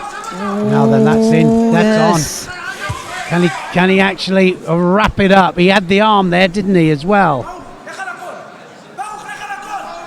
Smilov is a Wazari down. He was almost in the osaikomi there, and fighting like crazy to get out.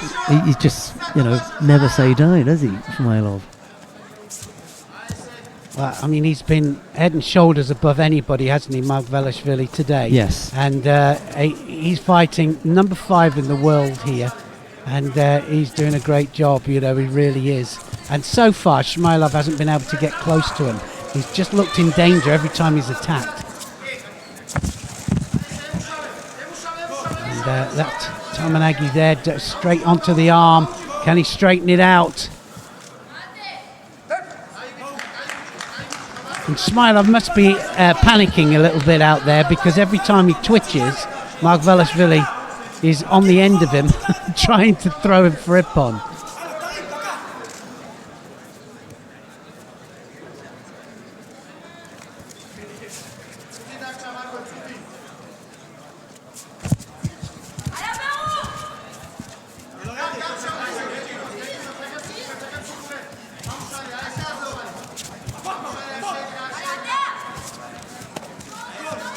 I don't think it's finished yet. I really don't.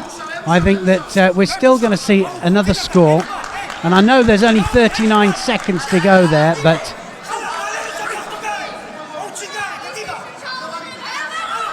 he's been told to go forward, Smilov. Always the danger, certainly against Margvelashvili. Margvelashvili now starting to defend. 24 seconds. Still don't think it's over.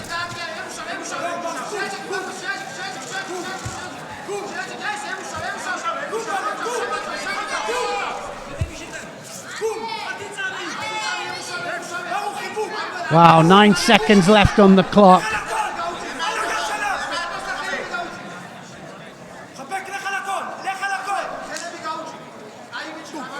So one Shido up there to Smilov, going forwards but not attacking.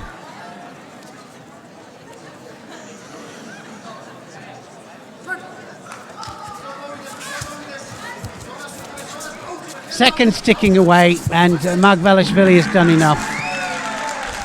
Great performance from him all day. He's been absolutely magnificent, and that's a great way to fight the world number 5. Even though you are world number 2, world rank that is, and well, this man here has been one of the most dangerous fighters, and he is one of the most dangerous fighters in the under 66 kilos category, but Margvelashvili did a good job to contain him. He gave him the one opening, didn't he? Just the one. And he took that, scored the Wazari, almost the Nippon. Yeah. And after that, it wasn't quite, shut up shop, but there were no openings left. No, nothing at all. And yeah, you're right, it was. He kind of half shut it up and he said, well, no, I'll do enough. But it was a really good final. From a tactical point of view, 2 great fighters going for it. And in the end, Margvelashvili wins the gold medal for Georgia.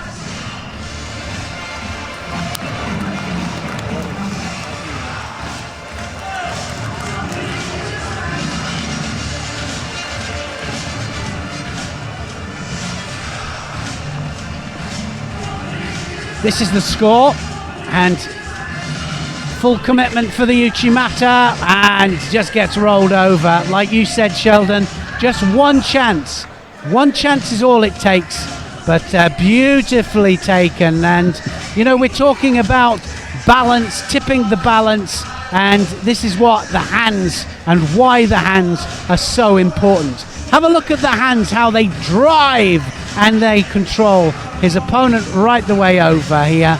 Great commitment from the Israeli, but it was Margvelashvili of Georgia that manages to get the score. Brilliant stuff, brilliant judo, what a final. We come now to the awarding ceremony for the women in the under 52 kilo category. The medals are being presented by IJF Sport Director Mr. Daniel Laskow. Supervisor of the International Judo Federation, Mr. Fluid Daniel Laskow. The bronze medal for Hungary, Pupreka. First of the bronze medals goes to Pupreka of Hungary. And for France, Astrid Neto. The bronze medal for Astrid Neto of The France. silver medal for Brazil, Eloise Valentin. Silver medal goes to Eloides Valentin of Brazil. And a gold medal for Belgium, Charlene van Snick. The gold medal goes to Charlene van Snick of Belgium. Are presented by the member of the board of the Judo Federation. Well, Van Snick really showed her class here at this tournament. Valentin, she had to battle all the way, she really did. She was, from the opening contest, it was a struggle, but I'm afraid Van Snick was having none of it in that final. She was so quick in for the shimiwaza, and she had it immediately. And in the end, she wins by submission. Charlene van Snick of Belgium, she's been there a long time. Olympic bronze medalist at under 48 kilograms, now in a new weight category, really establishing herself in the new weight category with 1 year left, or just over 1 year, until the next Olympic Games. And now, ladies and gentlemen, please rise for the national anthem of Belgium. And now the national anthem of Belgium.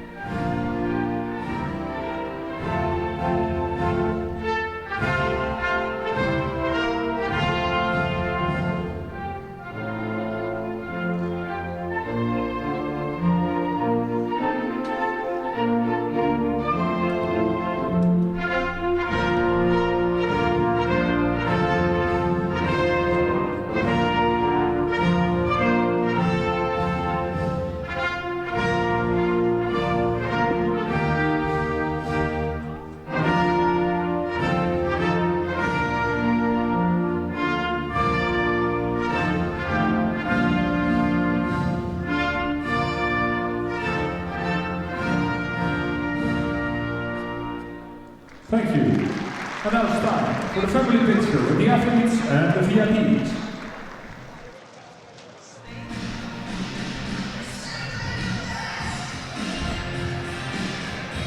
Pup and Neto were the bronze medalists. Lemtin took the silver. It was and Snick to take the gold medal. One more weight category to bring you. We'll be back with the first of the bronze medal contest in the under 57 kilo category.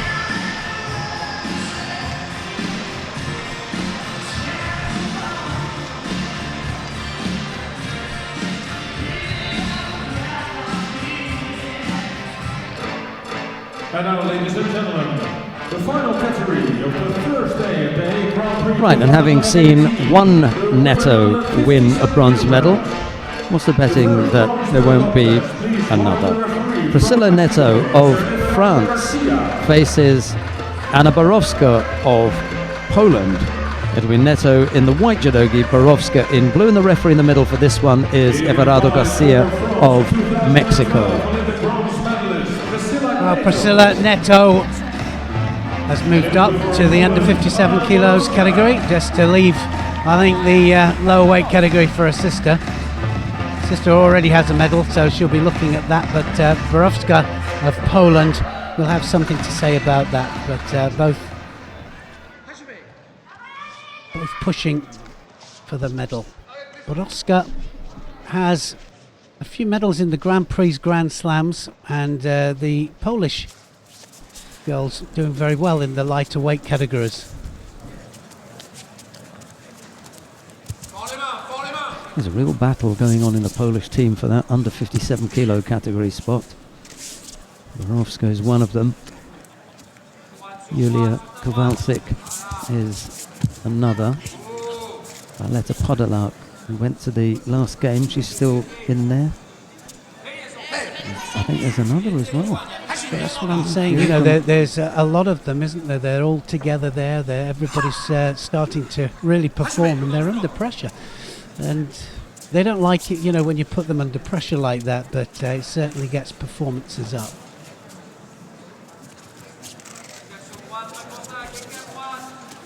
I hate when, you know, I give the rundown of the fighters in the weight category I think are there or thereabouts, and then all of a sudden there's another one. You know, but really, those are the three: Borowska, Kowalczyk, and then Podolak, and even Podolak down at 107, which is way off the pace. 2 wins, however, at Grand Prix level would put her in second place and up into the top 30. So, you know, it's soon changes, doesn't it? It could change quickly. But Borowska is in the driving seat, number 19 on the world ranking list. Well placed here. It's a bit of a whack to the mouth there, so you're going to need to go off and get that wiped up. Purely accidental. Neto is not the hard nut type of player. No, it's very clean. And the thing is about the bleeding, like you said, it cost very dearly, didn't it? Just a couple of weeks ago, if you can't stop the stem and of the blood, you get one chance, you get one last chance to stop it, and if you can't stop it, doesn't matter who you are, and you can be Olympic champion, can't you? And you can lose the match because of it. Yeah. She still says that she didn't lose it. I had to withdraw, she said. Yes. Through injury. Of course, we're talking about Kalmendi. The great Kalmendi made a comeback after 14 months out. She had an operation and came back after 14 months, the Olympic champion. This is 2 weeks ago. And in the final got a nose cut. They couldn't stop it, so she had to retire. She didn't like that. But she came back in style last week with an amazing gold medal run. And did that one in style, absolute style. Ippon all the way. Yeah, I said to her, unfortunately, my Linda, we've only got 2 letters in our records. One is W and one is L. Win or loss, that goes in the column. Yeah, we were talking about it earlier. She didn't like it, did she? Because it goes up as a loss. But she'll be back. She is back. I don't know what. I wouldn't want to be in her way when she comes back. Be hungry. That's the worst place to be, out there in the middle there, because they have to leave the matted area in order to get attended to by the doctor. The doctor's not allowed onto the mat, and that's so that the blood, if there is blood, doesn't go onto the mat. So they pull the fighters off under supervision, and then they have to go back on. And of course the fighter that they're fighting, the other one, has to stay out there. You can see just a little bit of tape around the fingers there, and it's to hold the fingers on. And so the gripping is so severe that sometimes you need tape just to keep the fingers on the hand. Advertisement for Band-Aid, that was, wasn't it? Yeah, so many times. Now Borowska comes with her own reworked bit of bandaging for that cut to the nose. She's taken one as well. Yeah, and this is what you see often. I mean, they have to try and get some kind of pressure on it, and you can't always do it. It's the wrong angle. But both come in guns blazing here. I think Borowska realises, and the reason she started at a different pace, she knows that there's a possibility if that tape comes off, that is going to cost her the match. She knows that, so she wants to win it quickly. Well, it's almost the same kind of taping up, strapping up that Kelmendi had to employ in Abu Dhabi a couple of weeks ago. Hers, however, was quite a severe cut across the nose bridge. It just wouldn't stop.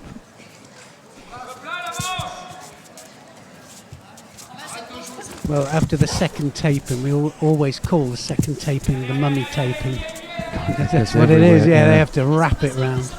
Now is that on there? Neto in for the strangle. We've already seen one of these, and that is going to be allowed to carry on. Why not? And that looks to me as if it might be on there. Borowska wants to get up. She wants to get the mate, just manages to pull out of that, and that was definitely on. Whenever you see the fighter trying to stand up, you know there's a reason why they want to get out of there. Yeah, and of course what they say now is just getting onto the hands and onto the feet isn't enough. You've got to lift your opponent clear as well. That's why they let it carry on. And especially when you're having a strangle applied to you, lifting your opponent up at the same time is pretty hard to do. Very difficult. Anyway, we've got a little under a minute left to go. No score yet. Neto picked up the single sheeter, but she's been the one pressing in this last minute and a half, I think.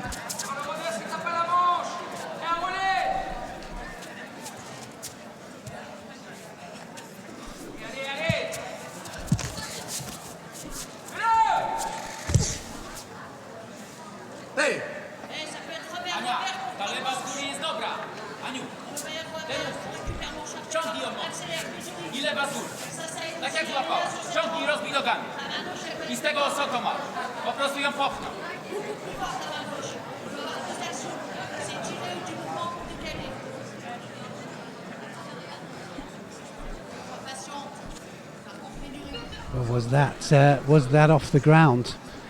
You can actually attack with transition, and whether that was off the ground or not, I think that she'll probably get a score for that. See, Neto's standing up. Yes, she will. She's going to get it. And Neto's standing up, and at that point, there's no mate because Neto is still in Tachiwaza. So she decides, I'm going to enter for a Sutemiwaza, which she does. She goes to ground, over goes her opponent. I don't think he's got any other choice, does he? No. He has a look, they have a look, and they say, yeah. Well, the point is that you cannot just stay on your hands and knees now and wait for the mate. And so they have to know that. Good score from Neto. She leads right at the right time. Just a few seconds left here, and it's Priscilla Neto who's going to join her sister, not on the podium, but a few minutes later. She picks up a bronze medal as well. Neto of France over Anna Borowska of Poland. First of the bronze medal contests in the under 57 kilo category. It's a fifth place finish for Borowska. She takes off the strapping immediately as though it was really, hurting her. So maybe they'd strapped that on really tight to make sure that it didn't come off, but it was off as soon as we had a chance.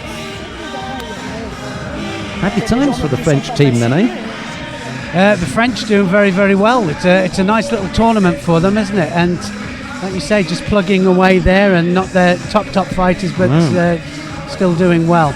This is the Sumagaeshi that does it, and just takes her backwards here. She's not, you can see there, just because she's not in Newaza, one is standing.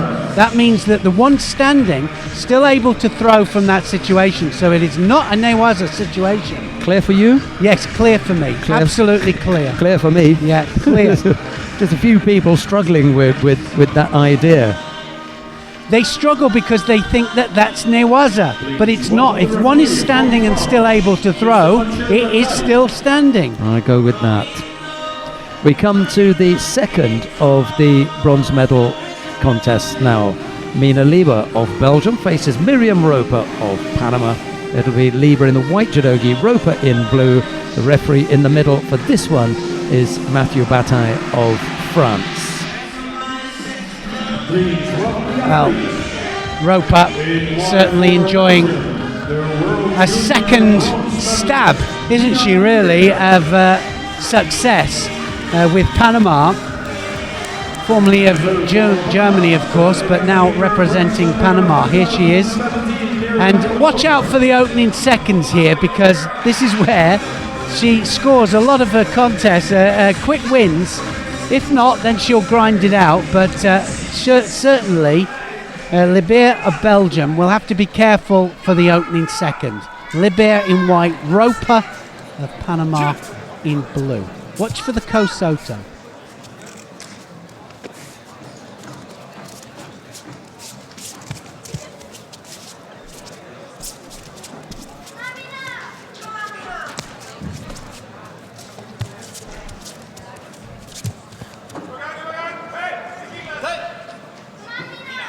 Dominating the grip straight away, Roper.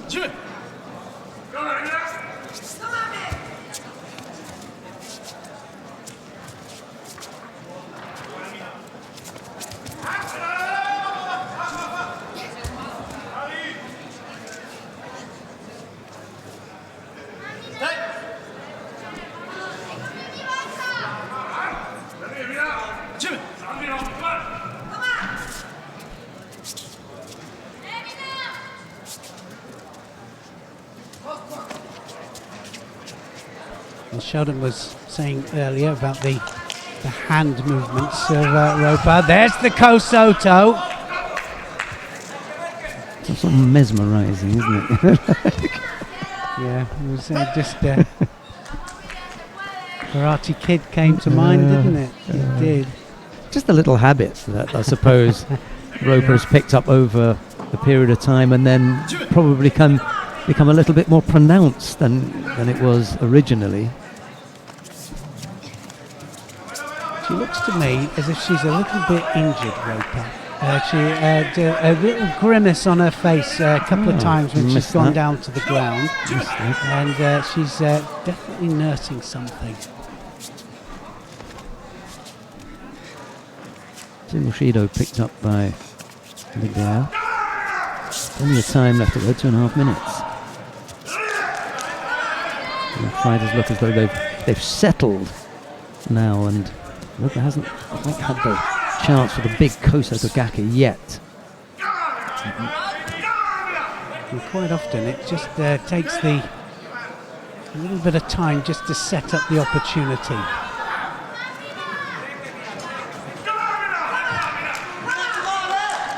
Plenty of support for Lieber. They haven't had to come for Belgians to drive across the border. You're right, limping quite noticeably now. Yes. Miriam Roper. Yes, I don't quite know what it is, but normally you look for a bandage here, but she definitely, every time she goes down, so she's fighting this match just. And she's decided that she needs to finish this quickly. Nearly. Oso to Gary there, but Lieber manages to turn all the way onto her front. The bear just noticed as well that she's struggling and decided to open up.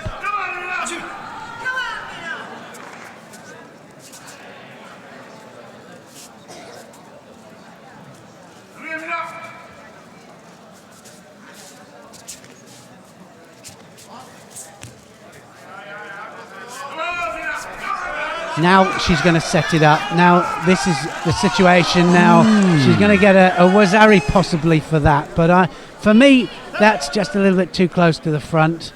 No Wazari given. Just have a look where she lands.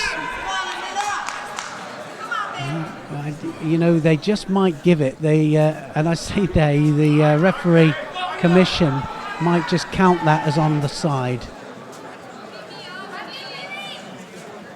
It's definitely across the line for me. It's not the line I want, but you know, I think that certainly with the rules as they are, they might just give that a Wazari.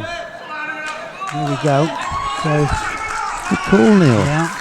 Good call. I'm absolutely with you in saying that for me is on the other line, where it goes on and off rather than on and then rolls on. You know, down and on, okay, down and off, no. Anyhow, that is the rule.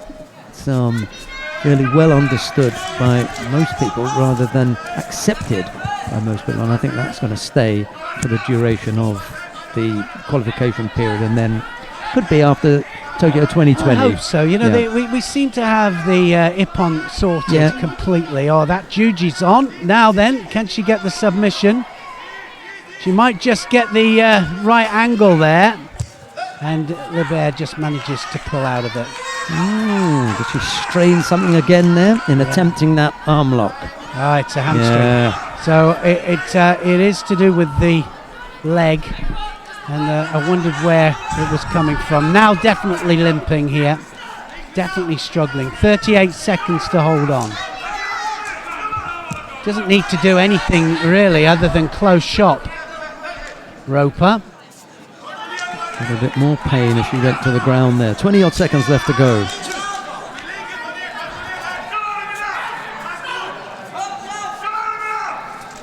It's funny, isn't it? You know, you sometimes you overextend in one way, and certainly certain techniques that you do, you can't help but you know, you can defend it and you can protect it, but actually there's certain things that you do that the other person might do that you can't avoid it.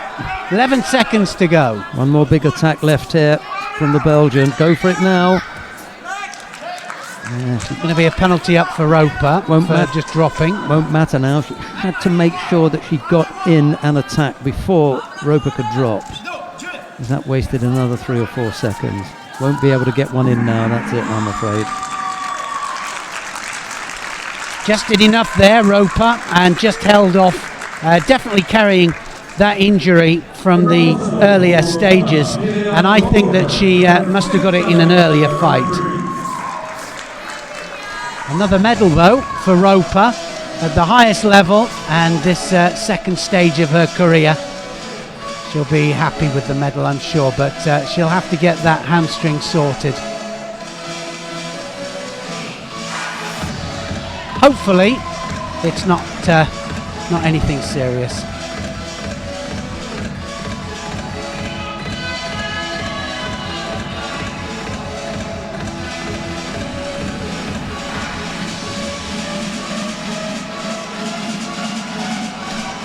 So that was the Sumigeshi there that gets the score. Remember that it's side. They say that side, whether it's side front, side back, and it still warrants the score. So she gets the score for it and wins the bronze medal. We come now to the final of the under 57 kilo category. Otsuji Terumi of Japan faces Lu Tongjian of China. It's Otsuji in the white judogi, Lu in blue. Referee in the middle for this one is Jean-Claude Jimby of Gabon. Just having a look at the world rankings there, and you can see that Otsuji of Japan, world ranked 163, and the simple reason for that is that she hasn't been out here before, because she hasn't been able to make the Japanese team, but she gets a great opportunity here because all of the top fighters are in the tournament next week, and so this is a great time, and she's in the final. And she's in the final against Long Tugong of China, and she's world ranked 54. Not after today. No, exactly. It'll go right the way up, won't it? Just look, a completely different fighter today. Low.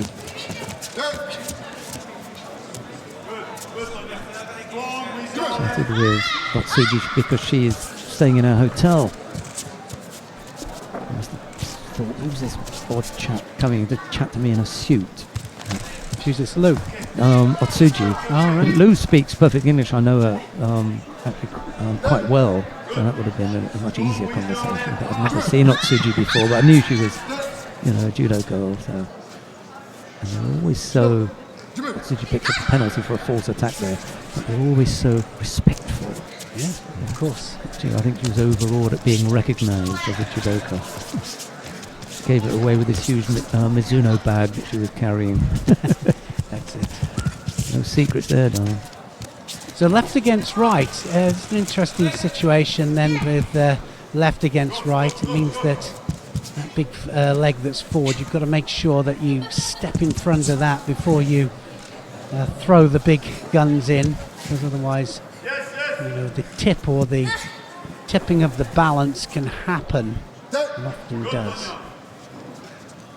As the Keishi techniques start to come in.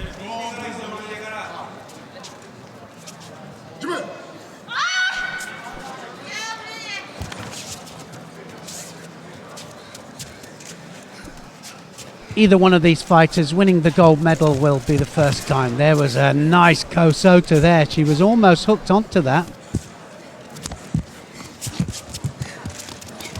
Ochi, Kosoto, Osoto. Nice techniques here by Otsuji.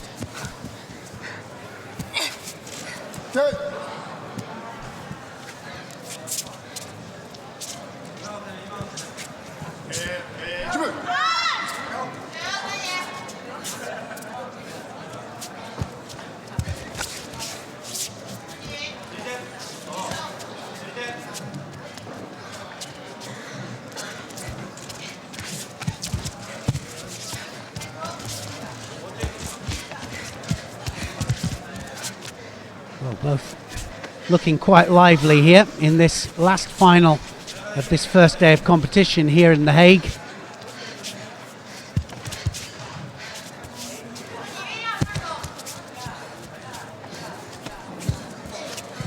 Got to go in big. You're going to score.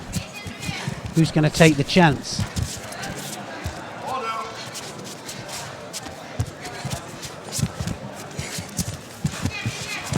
Koshiguruma, that's going to be a Wazari. Yeah, good score from Otsuji, straight into the Kezugatami as well. Can't see No Tongjen getting out of that one now. It's too tight. Good movement from one phase to the next from Otsuji. Terumi of Japan throws with Koshiguruma and then straight into Kezugatami. It's a natural, isn't it? Straight the way in there, wasn't it? Great transition. Good performance. She opened up with different techniques. I think we saw 3 or 4 different techniques all in one block. So Otsuji of Japan wins her first ever Grand Prix gold medal. Her world ranking points are going to go up tremendously well there. 163 world rank coming into this event. That is definitely going to change. Here's how it happened here. And again, she had to get in front of that front leg. Koshiguruma takes her over. Just needs to get that leg out now. Kezugatami gets a Wazari for the Koshiguruma. Rolls her onto her side and then just needs to hold for 10 seconds to get the second Wazari. And it's all over. Japan have a gold medal at last. A couple of silvers today. And not bad from a team that's probably not their best their best team. Quite Incredible. right. We've got the awarding ceremony for the men in the under 66 kilo category coming up next. The medals are being presented by the International Judo Federation head refereeing director, Mr. Jan Schneiders. First of the bronze medals goes to Kido Kiyotaka of Japan. There's a bronze medal too for Sebastian Seidel of Germany. Wave to the crowd from Zebi. A few fans up there. Silver medal goes to Baruch Shmailov of Israel. Put up a valiant effort against the gold medalist Vaza Margvelashvili of Georgia. And a hand from Shmailov in recognition. It's a good final, that one. There was a tremendous final, and it was two great fighters going head to head. One mistake by Shmailov, just overcooked his technique, and it was great control there from the Georgian. He knew it as soon as he went over there, and it was enough to get him the Wazari.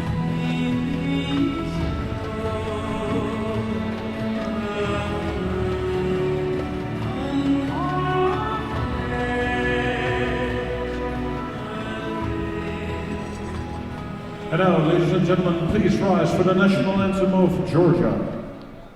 And now the national anthem of Georgia.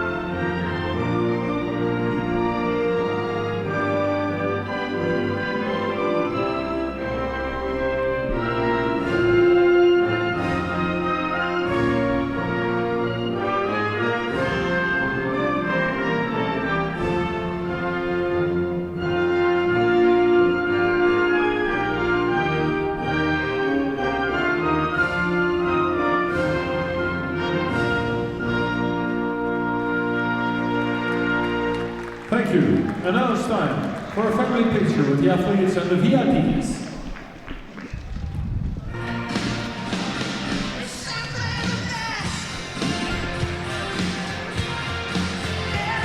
One more medal ceremony to go. The medal ceremony for women under 57 kilograms. We've got one more awarding ceremony to bring you, but before we do that, we've got some highlights. Kido Seidel with the bronze medalist Shmailov, beg your pardon. Shmailov took the silver. It was Margvelashvili that took the gold. Shmailov isn't even here and I still got it wrong. Stay with us and we'll be back after these highlights.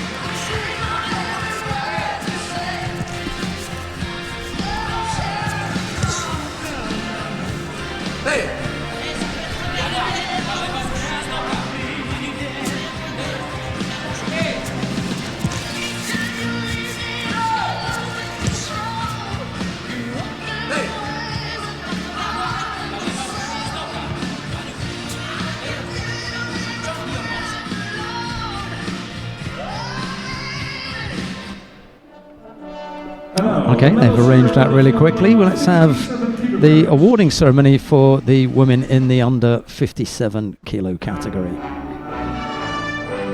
The medals are being presented by the International Judo Federation competition manager, Dr. Lisa Raller. First of the bronze medals. The bronze medal for Panama, Miriam Roper. Goes to Miriam Roper of Panama. And for France, Priscilla Neto. There's a bronze medal for Priscilla Neto of The France. silver medal for the People's Republic of China. Silver medal goes to Lo Tongzhen of China. And the gold medal for Japan, Otsuji Terumi. The gold medal goes to Otsuji Terumi of Japan. The prize money and the flowers represented. Yeah, they haven't played the anthem yet and she's in tears. You give her one shot, she comes away with a gold. She's probably been waiting for that shot, watching the plethora of under 57 kilo category fighters that Japan have got. Just give me a chance. She's gone there and done it in style. Oh, show you.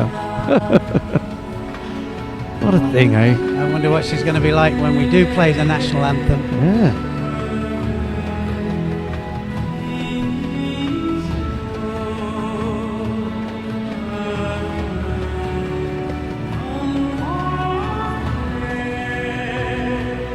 Only ever attended one Grand Prix. Only needed one. And now the national anthem of Japan.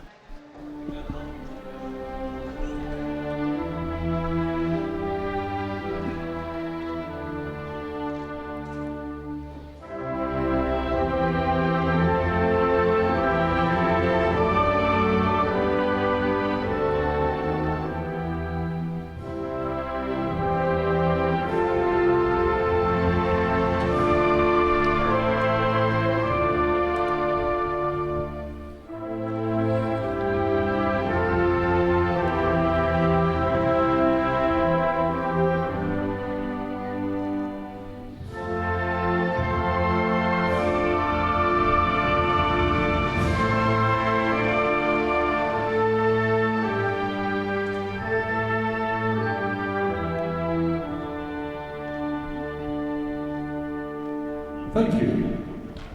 And now it's time for the final picture of the day. Well, after a great day here, after the first day of competition here in The Hague, we've seen some good ippons after, well, a slow start.